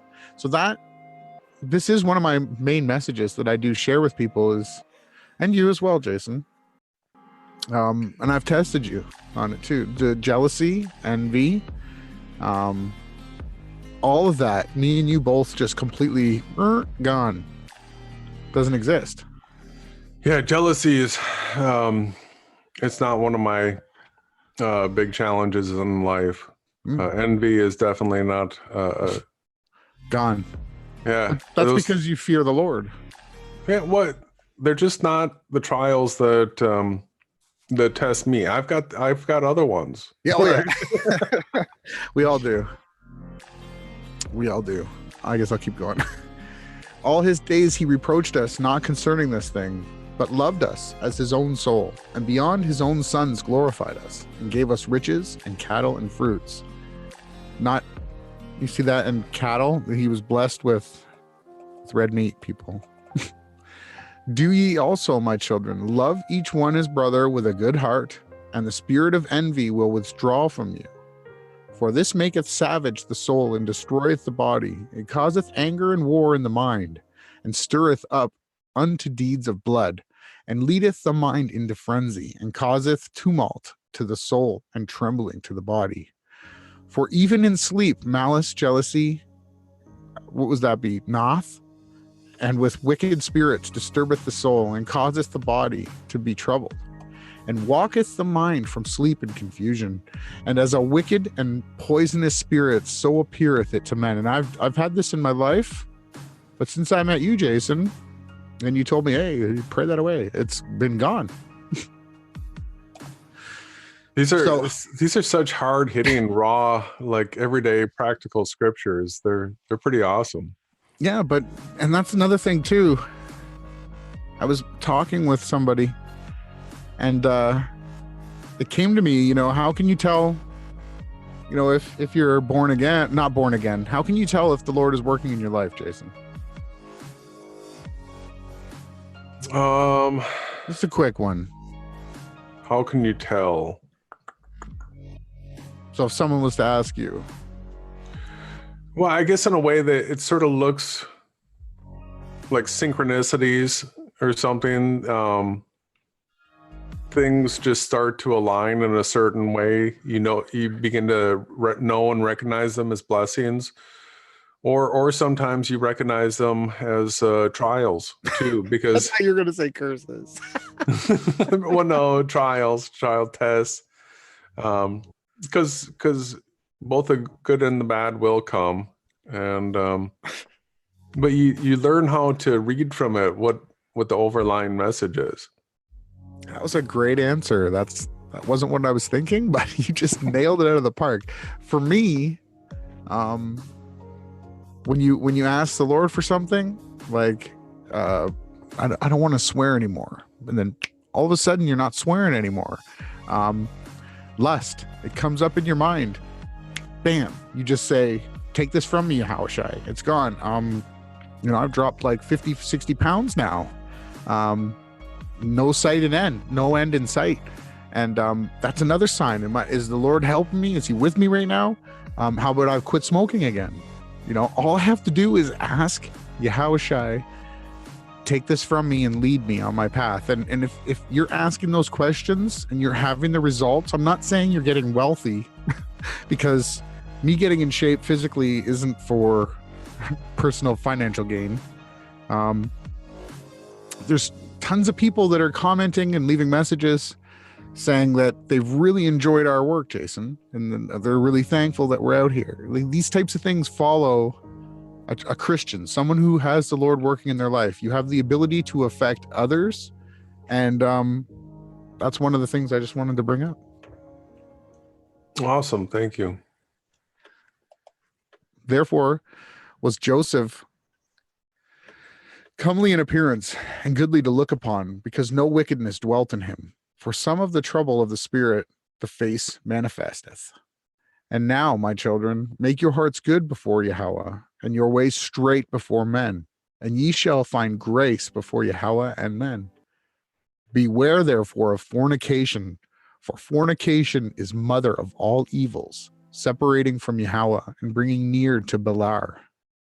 For I have seen it inscribed in writing of Enoch, that your sons shall be corrupted in fornication, and shall do harm to the sons of Levi with the sword. You see that? See that there? Yeah. For I have seen it inscribed in the writings of Enoch. So that was the scriptures that they were reading. Yes. Yeah. It's another witness. Mm-hmm. That your sons shall be corrupted in fornication. So there was prophecy that he knew was going to be fulfilled. Yeah, well, and also the parable of the bulls that were taking men's lives, all that was accounted for in the books of Enoch, right? So he knew who was going to be harmed and why. That's amazing, right? It is.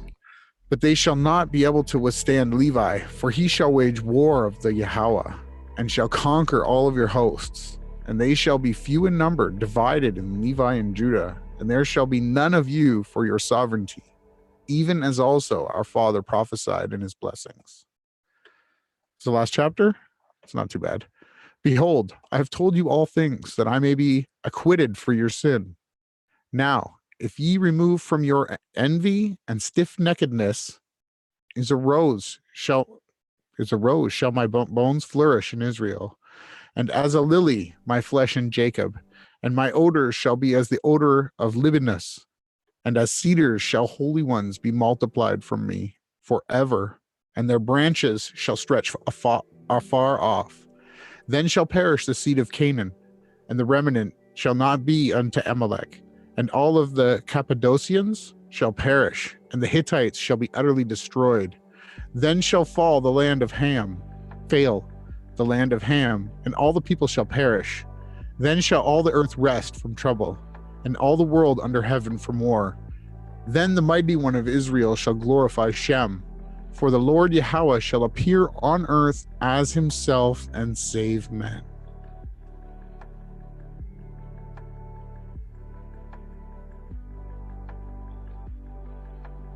Wow.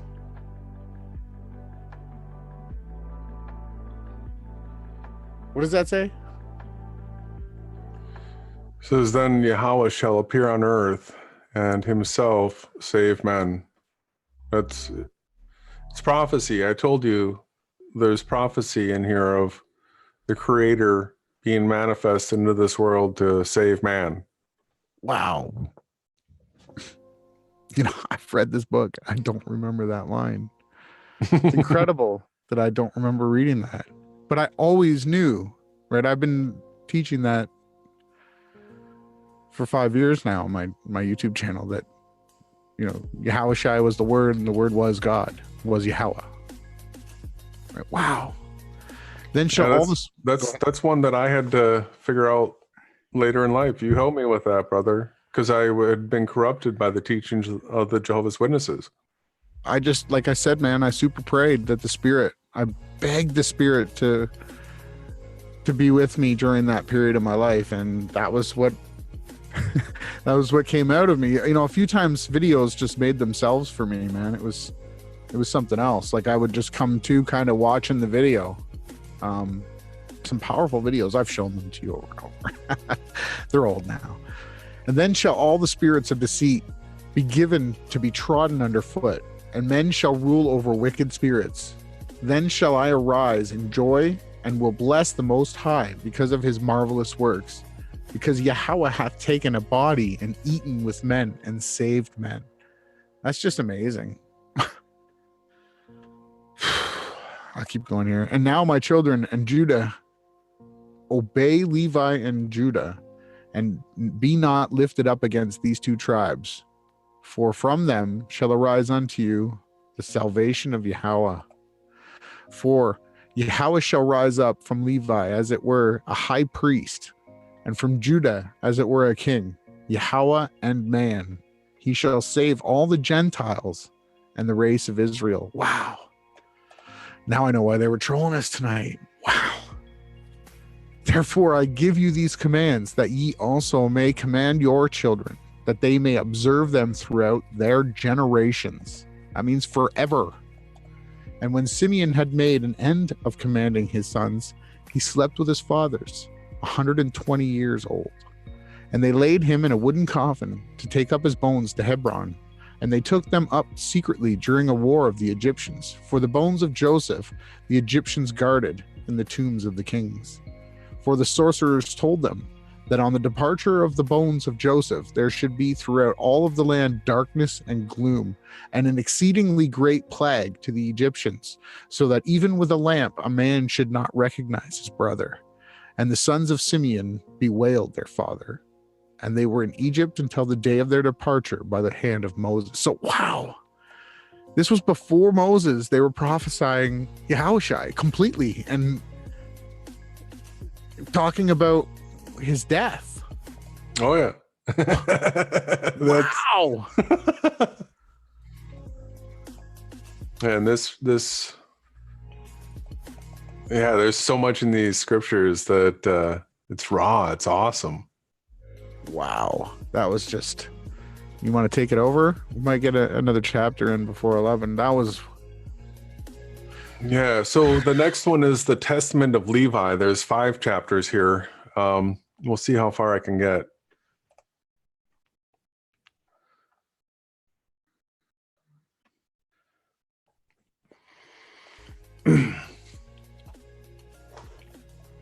All right, so I think we get into some cool fighting and physical achievements here. Really?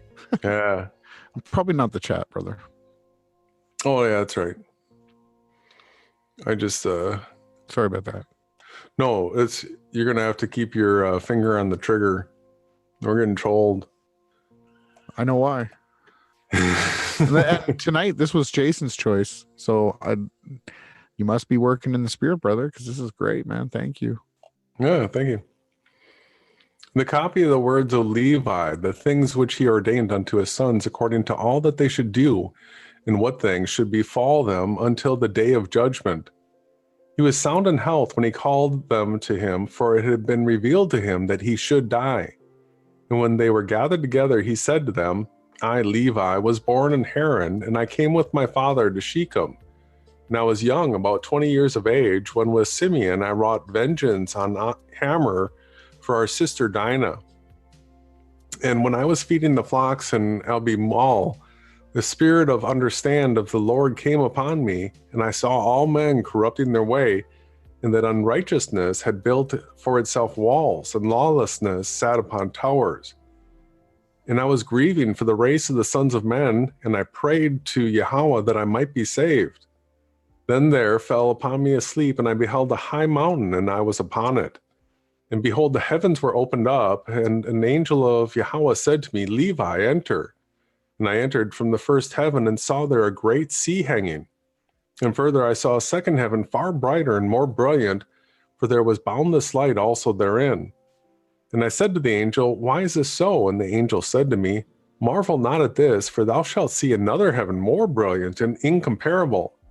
And when thou hast ascended thither, thou shalt stand near the Lord, and shalt be his minister, and shalt declare his mysteries to men, and shall proclaim concerning him that shall redeem Israel. And by thee and Judah shall the Lord appear among men, saving every race of men. And from the Lord's portion shall be thy life, and he shall be thy field and vineyard, and fruits, gold and silver. Hear therefore regarding the heavens which have been shown to thee. The lowest is for the cause gloomy unto thee, in that it beholds all the unrighteous deeds of men. And it has fire, snow, and ice, made ready for a day of judgment, and the righteous judgment of Yahweh, for in it are the spirits of the retributions for vengeance on men. And in the second are the hosts of the armies which are ordained for the day of judgment, work vengeance on the spirits of deceit and Beliar. And above them are the holy ones, and in the highest of all dwelleth the great glory far above all holiness.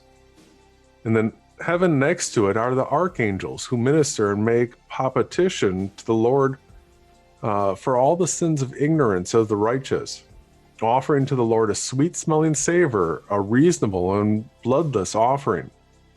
And in the heaven below, these are the angels who bear answers to the angels of the presence of the Lord. In the heaven next to this are thrones and dominions, in which always they offer praise to Yahweh. When therefore the Lord looketh upon us, all of us are shaken, yea, the heavens and the earth and the abysses are shaken at the presence of his majesty. But the sons of men, having no perception of these things, sin and provoke the Most High.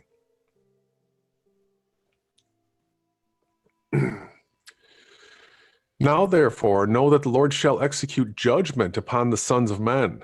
Because when the rocks are being rent, and the sun quenched, and the waters dried up, and the fire cowering, and all creation troubled, and the invisible spirits melting away, and Hades taketh spoils through the visitations of the Most High, men will be unbelieving and persist in their iniquity.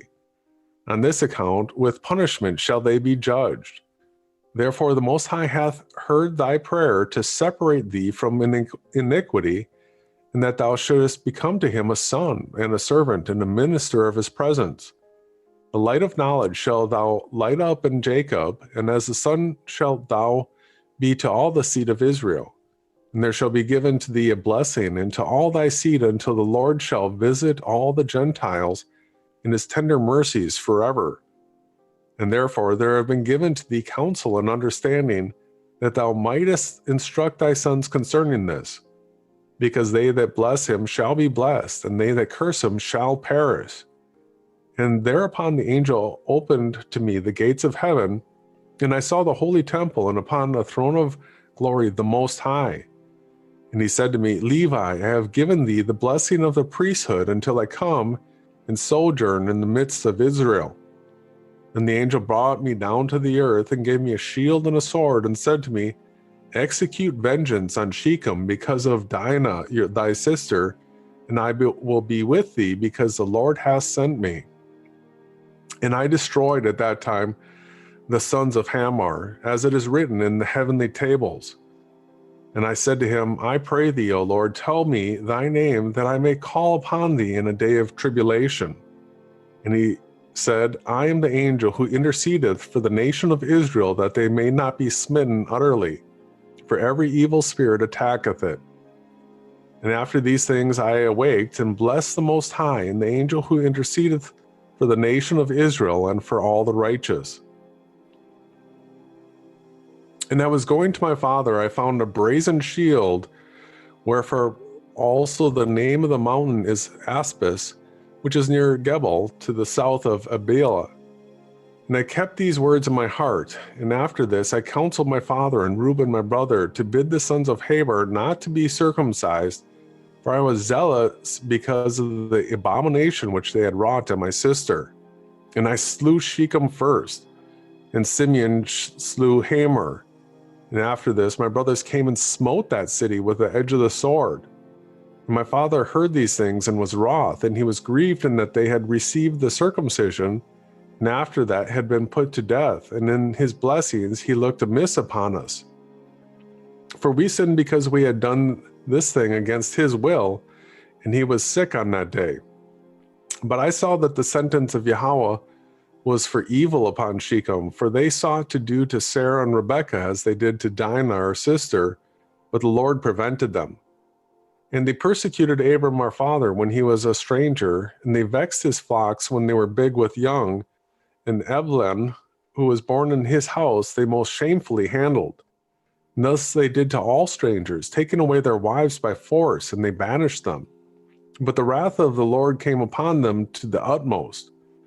And I said to my father Jacob, By thee will the Lord despoil the Canaanites, and will give their land to thee and to thy seed after thee.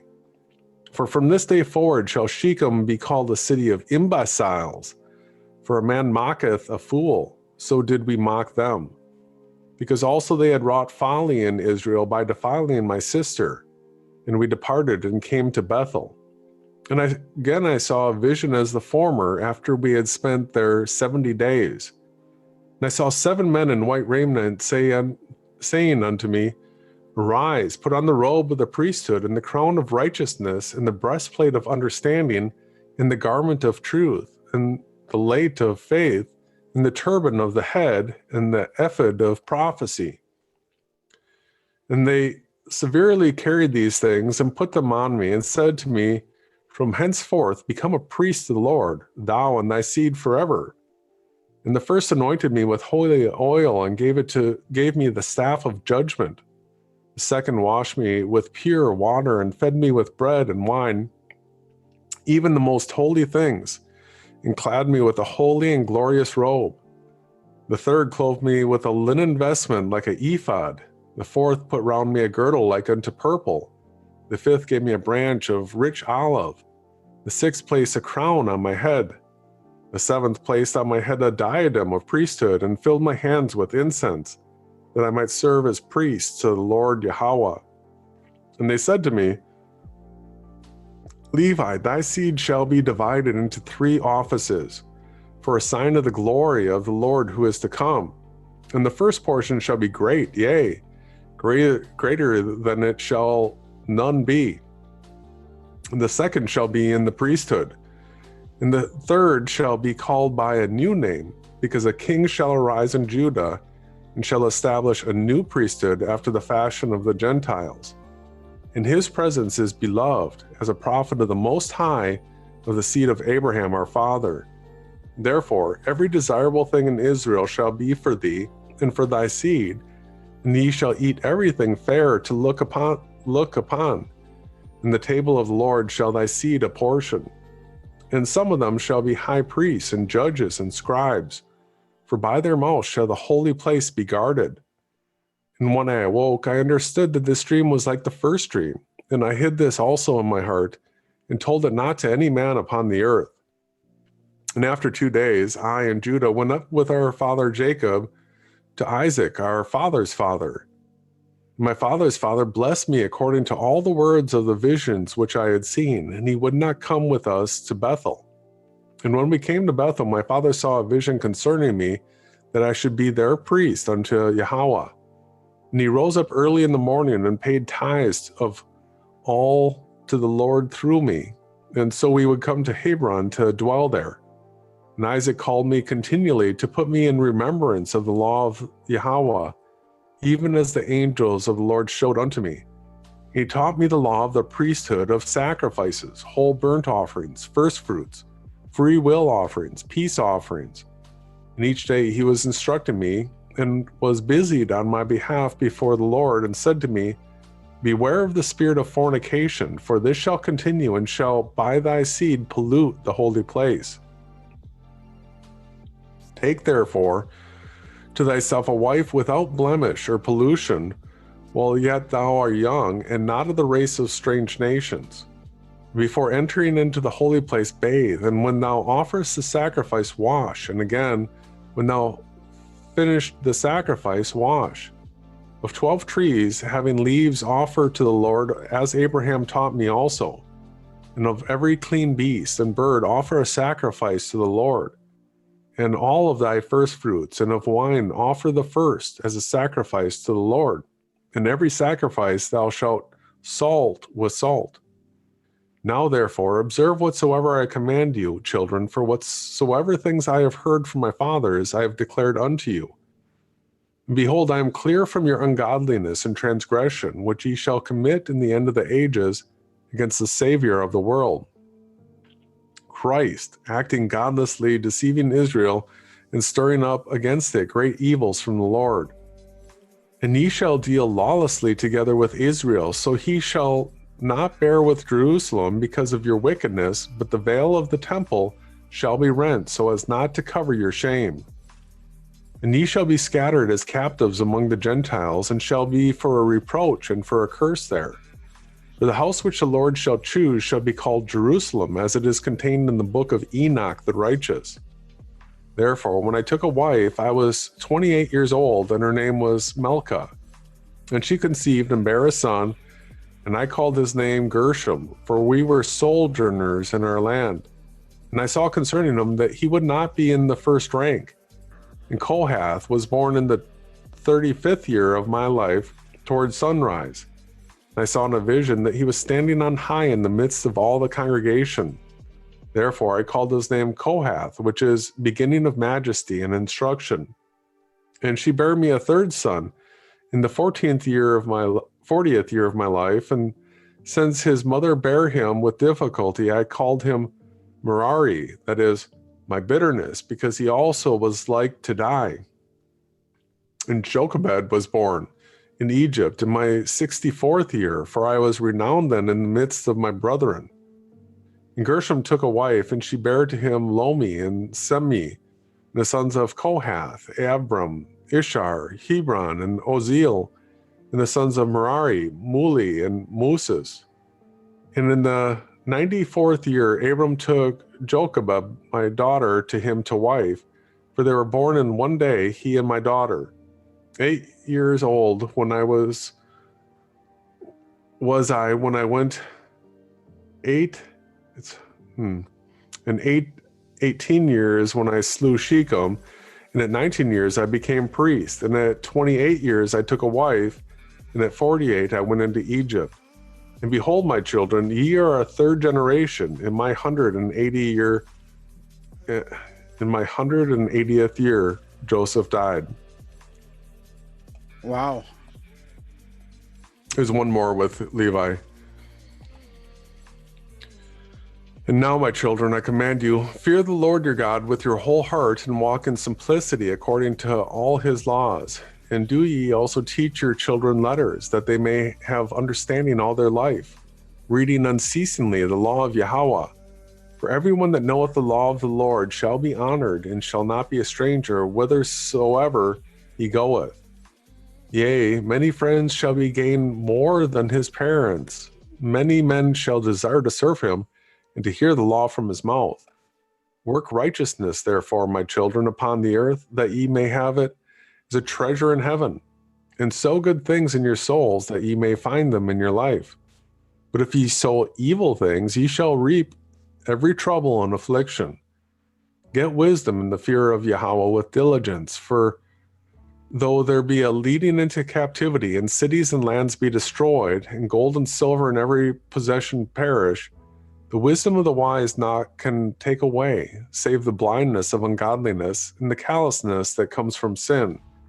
For if one keep oneself from these evil things, then even among his enemies shall wisdom be glory to him, and in a strange country a fatherland, and in the midst of foes shall prove a friend. Whosoever teaches noble things and does them shall be enthroned with kings, and was also Joseph my brother. Therefore, my children, I have learned that at the end of the ages ye will transgress against the Lord, stretching out hands to wickedness against him, and to all the Gentiles shall ye become a scorn. For our father Israel is pure from the transgression of the chief priests, who shall lay their hands upon the Savior of the world. For as the heaven is purer in the Lord's sight than the earth, so also be ye, the lights of Israel, purer than all the Gentiles. But if ye be darkened through transgression, what therefore will all the Gentiles do living in blindness? Yea, ye shall bring a curse upon our race, because the light of the law which was given for to lighten every man, this ye desire to destroy by teaching commandments contrary to the ordinances of Yahweh. The offerings of the Lord ye shall rob, and from portions shall ye steal choice portions, eating them contemptuously with harlots. And out of covetousness ye shall teach the commandments of the Lord. Wedding women shall ye pollute, and the virgins of Jerusalem shall ye defile. And with harlots and adulteresses shall ye be joined. And the daughters of the Gentiles shall ye take to wife, purifying them with an unlawful purification, and your union shall be like unto Sodom and Gomorrah. And you shall be puffed up because of your priesthood, lifting yourselves up against men, and not only so, but also against the commands of Yahweh. For ye shall contemn the holy things with jests and laughter. Therefore the temple which the Lord shall choose shall be laid waste through your uncleanness, and ye shall be captives throughout all nations. And ye shall be an abomination unto them, and ye shall receive reproach and everlasting shame from the righteous judgment of Yahweh. And all you who hate you shall rejoice at your destruction. And if you were not to receive through Abraham, Isaac, and Jacob our fathers, not one of our seed should be left upon the earth. And now I have learned that for 70 weeks ye shall go astray, and profane the priesthood, and pollute the sacrifices. And ye shall make void the law, and set at naught the words of the prophets by evil perverseness. And ye shall persecute righteous men, and hate the godly. And the words of the faithful shall ye abhor. And a man who reneweth the law in the power of the Most High, ye shall call a deceiver, and at last ye shall rush upon him to slay him, not knowing his dignity, taking innocent blood through wickedness upon your heads. And your holy places shall be laid waste even to the ground because of him. And ye shall have no place that is clean, but ye shall be among the Gentiles a curse and a dispersion until he shall again visit you, and in pity shall receive you through faith and water. I think there's one more chapter. It's not too bad. All right. And whereas ye have heard concerning the 70 weeks, hear also concerning the priesthood. For in each jubilee there shall be a priesthood. And in the first jubilee, the first who is anointed to the priesthood shall be great, and shall speak to Yahweh as to a father. And his priesthood shall be perfect with the Lord, and in the day of his gladness shall he arise for the salvation of the world. In the second jubilee, he that is anointed shall be conceived in the sorrow of beloved ones, and his priesthood shall be honored and shall be glorified by all. And the third priest shall be taken hold of by sorrow, and the fourth shall be in pain, because unrighteousness shall gather itself against him exceedingly, and all Israel shall hate each other his neighbor. And the fifth shall be taken hold of by darkness, likewise also the sixth and seventh. And in the seventh shall be such pollution as I cannot express before men, for they shall know it who do these things. Therefore shall they be taken captive and become a prey, and their land and their substance shall be destroyed. And in the fifth week they shall return to the desolate country, and shall renew the house of the Lord. And in the seventh week shall become priests who are idolaters, adulterers, lovers of money, proud, lawless, lascivious, abusers of children and beasts. And after their punishment shall have come from the Lord, the priesthood shall fail. Then shall the Lord raise up a new priest. To him all the words of the Lord shall be revealed, and he shall execute a righteous judgment upon the earth for a multitude of days. And his star shall arise in heaven as of a king, lighting up the light of knowledge as the sun of the day, and he shall be magnified in the world. He shall shine forth as the sun on the earth, and shall remove all darkness from under heaven, and there shall be peace in all the earth. The heavens shall exult in his days, and the earth shall be glad, and the clouds shall rejoice. And the knowledge of the Lord shall be poured forth upon the earth as the water of the seas. And the angels of the glory of the presence of the Lord shall be glad in them. And the heavens shall be opened, and from the temple of glory shall come upon him sanctification with the Father's voice, as for Abraham to Isaac. And the glory of the Most High shall be uttered over him, and the spirit of understanding and sanctification shall rest upon him in the water. For he shall give the majesty of the Lord to his sons in truth forevermore. And there shall none succeed him for all generations forever. And in his priesthood the Gentiles shall be multiplied in knowledge upon the earth, and enlightened through the grace of the Lord. And his priesthood shall sin come to an end, and the lawless shall cease to do evil. And he shall open the gates of paradise, and shall remove the threatening sword against Adam. And he shall give to the saints to eat from the tree of life, and the spirit of holiness shall be on them. And Belial shall be bound by him, and he shall give power to his children to tread upon the evil spirits. The Lord shall rejoice in his children, and be well pleased in his beloved ones forever. Then shall Abraham and Isaac and Jacob exult, and I will be glad, and all the saints shall clothe themselves with joy. And now, my children, ye have heard all. Choose, therefore, for yourselves either the light or the darkness, either the law of Yahweh or the works of Satan. And his sons answered him, saying, Before the Lord we will walk according to his law. Their father said unto them, The Lord is witness, and his angels are witnesses, and ye are witnesses, and I am witness concerning the word of your mouth. And his sons said unto him, We are witnesses. And thus Levi ceased commanding his sons, and he stretched out his feet on the bed, and was gathered to his fathers, after he had lived 137 years. And they laid him in a coffin. Afterwards they buried him in Hebron with Abraham, Isaac, and Jacob. So that's more prophetic, talking about Yahushua, right? Oh, yeah. And not just about the one time, also talking about the return. With lots of details. Both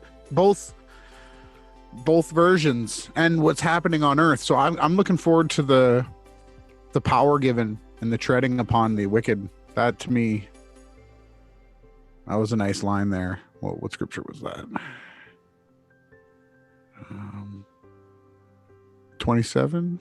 He shall give power to his children to tread upon the evil spirits. Mm-hmm. That's what we ask for, and I do believe that that's what we do. Yeah. We got super attacked tonight. I don't know if Timmy's off his meds or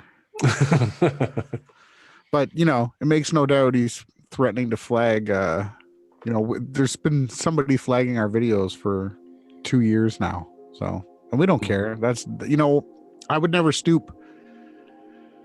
Yeah, when the situation comes up like that, I'm not gonna go to their level at all in my life anymore at this age.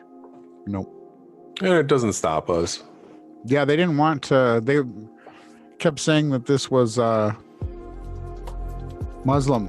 Well, there are, some similarities. They have different endings and much different sections from the two books, but we are all children of Adam and Eve, right? So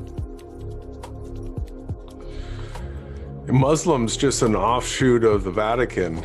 That's yeah, but its foundation is in Isaac, Abraham, and Jacob, right? Supposedly, they just made up a bunch of garbage around it with that. The Sabbateans. Yeah. And then they denied Yahushai. But all of these scriptures directly point to Yahushai, literally, figuratively, and spiritually. So, yeah, man, great tonight. Music got a little loud, but I thought you read great. Like, beautiful reading, man. Thank you so much, brother.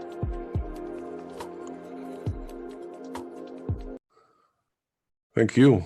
Great job, man. You really held it down tonight. And thank you to all those out there that care about the truth. Thank you. And to those people that we've had to ban. We just pray that at some point you see the light so that you don't have to see hell for eternity. Amen. Yeah, everybody. Yeah. And so I guess we'll be back Wednesday, Friday, and then next Sunday we'll be finishing this. See what happens. Yeah, I can't wait. These are great books. Yeah, really good job, man. Good pick. All right, well, thank you. Thank you to everyone. Where did you hear it? Only beyond Flat Earth.